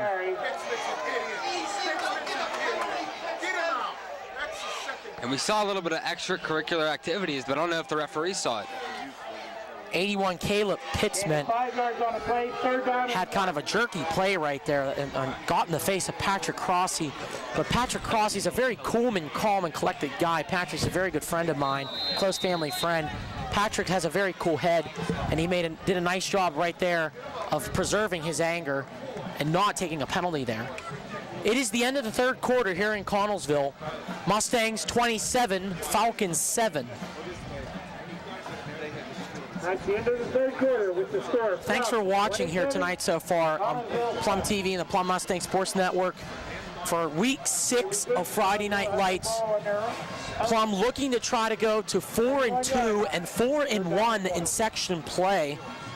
And this program has definitely turned around within the past couple of years under Matt Morgan. It is definitely credit to Matt Morgan. Matt Morgan's former position was assistant coach under Terry Smith over at Gateway.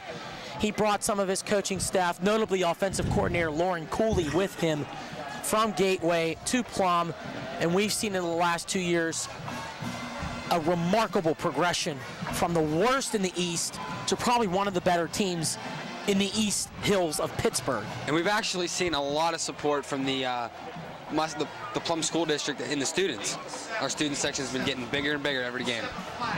That's a credit also to Nick DiPastino, another good friend of mine that heads the student section for Plum. He does a great job. He's a lot of school spirit, and he tries to bring everyone out to the game, which he does a very nice job of with different theme nights.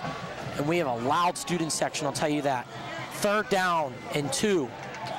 Handoff for Blaney, and he stopped. At the line of scrimmage, Rob and Martin there on the tackle. It's going to be a 4th down, and we're probably going to see a Connellsville punt here, Richie. That kind of shocks me a little bit in the 4th quarter, down 3 scores, or 3 scores. When you need 3 touchdowns.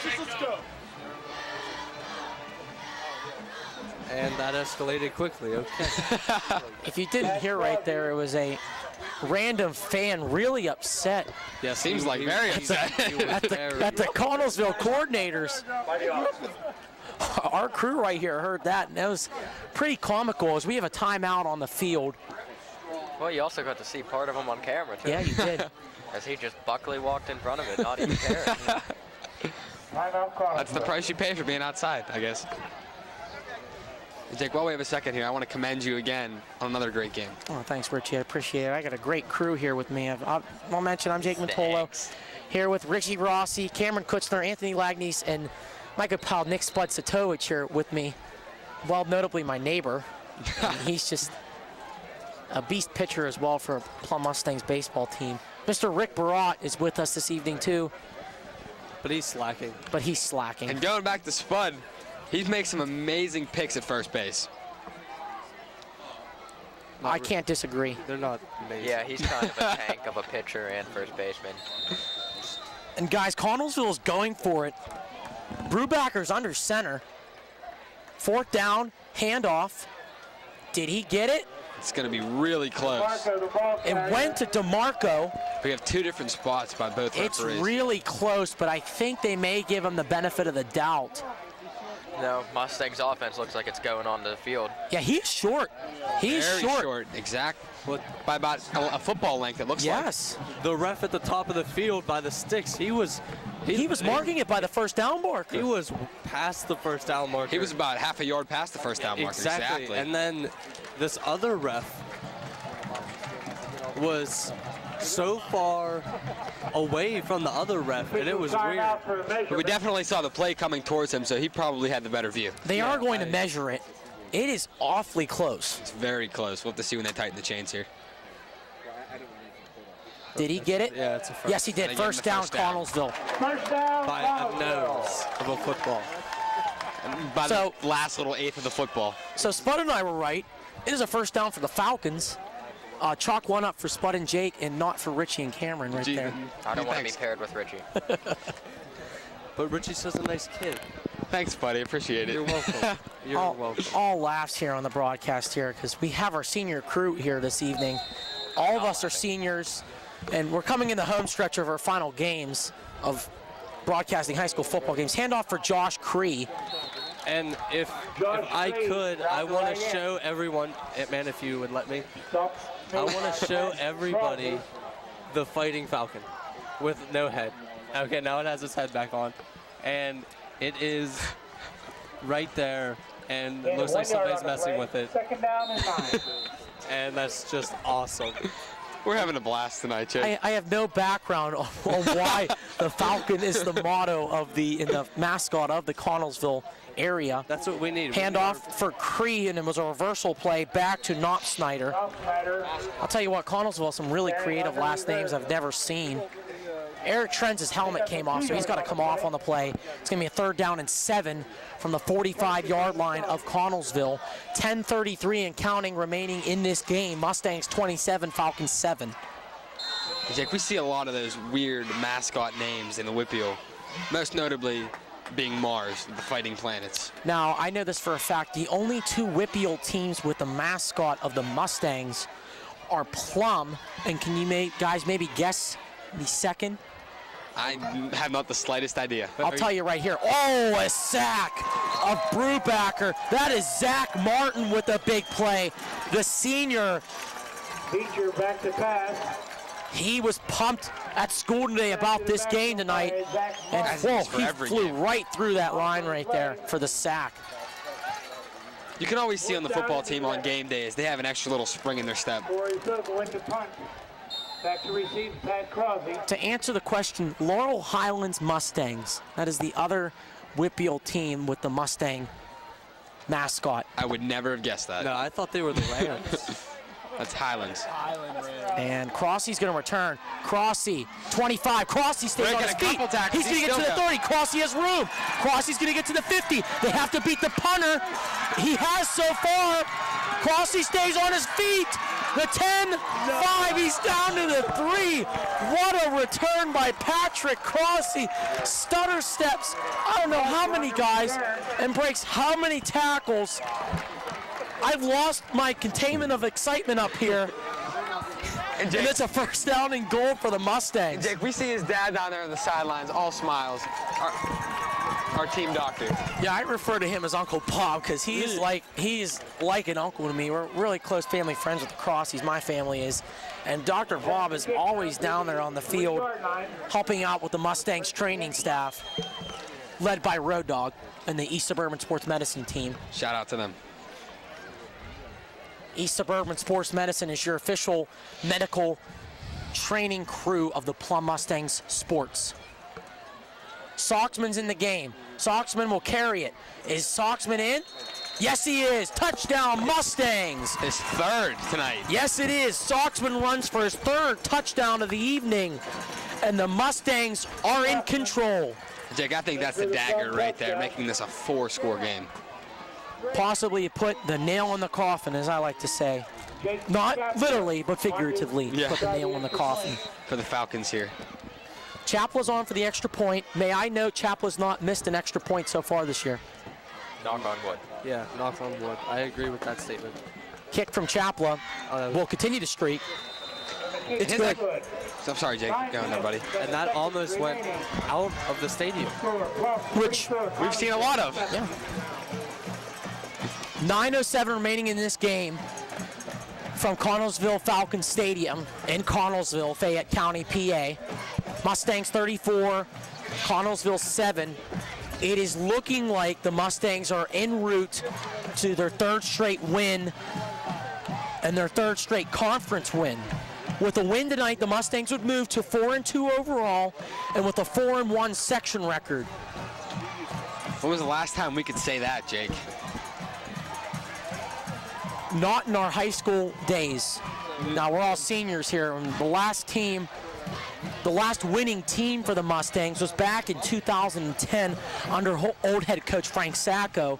The Mustangs went 5-4 and made the playoffs back in 2010. That was our 8th grade year. And was that under quarterback Toph Zidnak as well? Correct. Toph Zidnak was the quarterback. Tariq Ellis, the running back? Tariq, yep, all those guys. Mustangs have not had a winning season since then. Now, a win tonight would not ensure a winning season for the Mustangs. If they were to win one more game after this, if they close this game out with a victory, they would end that streak and finish this season with a winning record, because they only play 9 games. You either finish above the 500 mark or below it. You can't finish at 500. Kick by Chapala is, need I say it, in the end zone for touchback. Again. To the end zone for a touchback. And going back, it's really just building blocks. Like last year, you brought the new head coach in. You really can't expect miracles.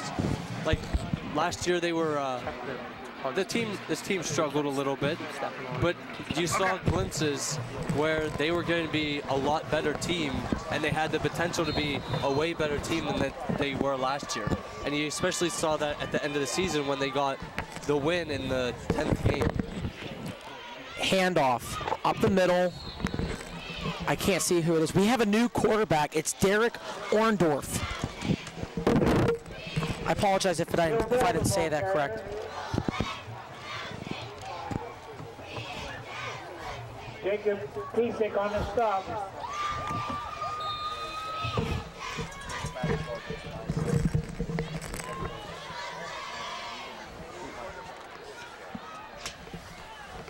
I'm just glad Jake approved of my stat right there, my comment.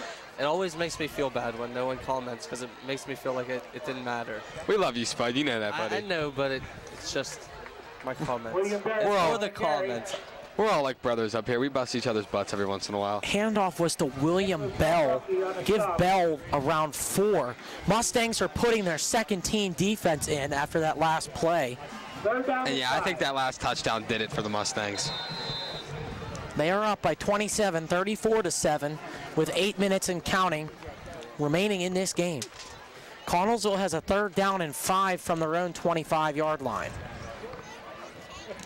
We can see Will Fuhr down on the sidelines, helmet off. I think that's it for him tonight. And they're going to give a handoff to the outside. Brought down. Handoff was for 44, Luke Coons. Luke Coons on the carry. But he's brought down by number 9, Anthony Rendy.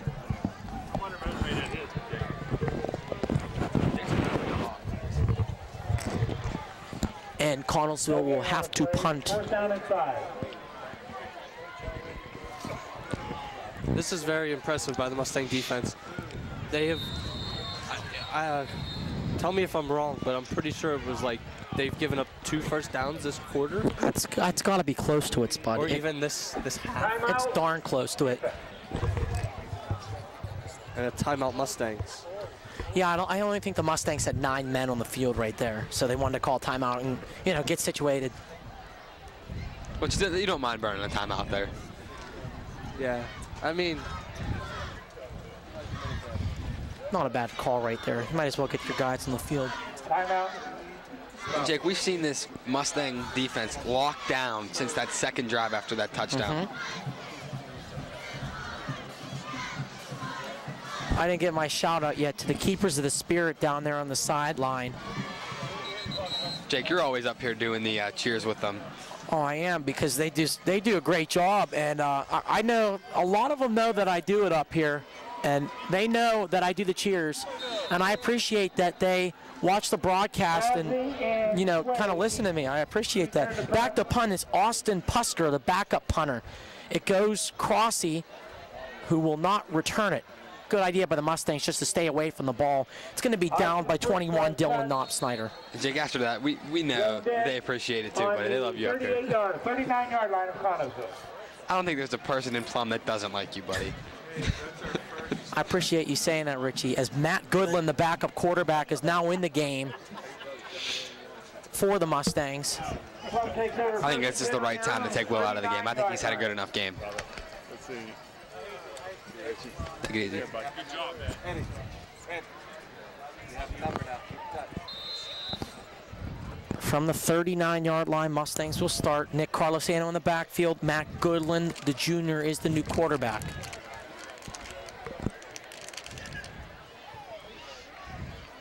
Goodland hands off for Carlosano. Carlosano sidesteps, gets up the middle. Forward progress will mark him down at the 45-yard line, give Nick 6 yards. Zach Kavanaugh on the stop. Kavanaugh on the stop for Connellsville. Speaking about stops, the Pirates were stopped in their pursuit for a World Series this year. Pirates played on Wednesday. They lost in the wild card game to the San Francisco Giants 8-0. Madison Bumgarner, a complete game, 4-hit shutout. Pirates season is over. They lose first round in the wild card. Goodland hands off for Carlosano. Carlosano up the middle, gets a first down, and he'll keep chugging to the 39-yard line. And Jake, going back to the Buccos, they had a phenomenal season this year. I think they proved a lot of people wrong from last year that this team was a little bit degrading from last year's team. Last year's team, obviously a special team. First time Pirates made the playoffs in 21 years. And in the streak of also consecutive losing seasons, which was 21 as well. That was the longest streak in North American sports history, which is MLB, NHL, NFL, and NBA. And also another streak ending this year is the Royals playoff drought. Correct. Royals had a playoff drought of 29 years. Pampina will carry it for the Mustangs. Nick Pampina gets some good yardage to the 37. And give him 7 yards. I mean, it's the first time the Pirates and Royals have made the playoffs in the same year. In the same year. I don't remember the date. I saw that. Yeah, I saw that stat, and both them host the wild card games. One went well for the home team, and we obviously know the other one for the home team, the Pirates, did not go as well. Kansas City was down 7-3 in their wild card game to Oakland. They came back and won it in extras. Pampina receives the handoff from Goodland. He may have got a yard or two. It will be third down. Yeah, currently it's Kansas City and the Anaheim Angels in a series. It's a 5-game series because they're all division series. Also, the Detroit Tigers and Baltimore Orioles are in the other American League Division Series. And the National League Division Series is the San Francisco Giants and the Washington Nationals, and the LA Dodgers and our rival St. Louis Cardinals. And Jake, when you have names like Zach Greinke, Ryan Vogelsong, all the big name pitchers in the playoffs, you know it's going to be a great playoffs. Nick Carlosano runs for the first down to the 24-yard line, 4:30 and counting remaining in this game. The starters are out of the game because the game is in the Mustangs' control. Mustangs still trying to continue to pound this ball and maybe get another score here before the buzzer rings to end this game. That's just all they're trying to do now is kill the clock. And can I get your World Series prediction? My World Series prediction. Man, honestly, it's wide open. To be completely serious with you, I don't know what's in the playoffs. Well, it is a down year in the Major League. Yeah, exactly. The teams that spend the most amount of money, the Yankees. Your Red Sox. Red Sox, they were eliminated before the Astros. I mean, the Red Sox weren't even 500 this year. Yeah. Honestly, Orioles, because if the Orioles beat the Tigers, I mean, the Tigers with the best pitching in the league. Yeah. With their tandem of Price, Verlander, Scherzer, and even Rick Porcello too, Spud. Yeah. And I think we've seen in recent... Maybe either the Nationals or the Giants. I mean, the Giants always... Jake, you can call that play right there. Yeah, and guys, and you can agree with me here. Nick Carlosano's just been a bull on this drive. He has been, yes. He carries it inside the 10, but there's a flag on the play. We'll get that to you as soon as we can. Continue what you were saying, Spud. But every year the Giants, and it's holding against the offense. And back to what I was saying, the Giants, every year they make the playoffs, they always find a new gear. Like, with their pitching staff, it's good. Their offense, it's shaky at times, but, I mean, they're always better in the playoffs. Like, with Sandoval, Posey, it's hard to beat that, but the Nationals, it's going to be pitching again this year, and that's what it always is in the playoffs. With their win today, today is Friday. They just defeated the Nationals today. They defeated Steven Strasburg. Jake Peavy threw a complete game. Don Bernardi, the ball carrier to the outside. A helmet came off. Looked like a Connellsville helmet. Hey, Jake, going back to what you were saying, I believe that the MLB has definitely turned around. Because you see when was the last time you can say the Pirates, the Royals, and the Athletics were all in playoff contention? Yeah, it's right. And it's really the people that pay the least amount of money. Exactly. And they have a bunch of guys that do the right things when they need to. They don't have one or two standout guys. Exactly. Behind the Astros, and you guys will find this shocking, Oakland, Pittsburgh, and Kansas City had the 3 lowest payrolls in the major leagues this year. Handoff went again for 44, Carlos Sano. When was the last time Cincinnati was eliminated from the playoffs? Last year. Wild card game. After the wild card. You mean like not make the playoffs? Like not in playoff contention at all. Well, before this year, it had to have been a while ago, because Cincinnati used to have the division locked every year. Now it's really St. Louis and Pittsburgh. Chapla's on for the field goal. They're going to call this a 34-yarder. And now the big question on the Pirates is Russell Martin. What's going to happen with him? And a high snap. They're going for the throw. Crossy had to throw it. It's incomplete. It was a high snap for Crossy. Crossy just could not corral it. And with a minute 40 left in this game, with Connellsville has the ball at the 15-yard line. They're going to need a miracle. Yes. Nothing short of it. Yeah, nothing short of a miracle. At 34-7, that's 4 scores for the win, right? Mm-hmm. My math is correct.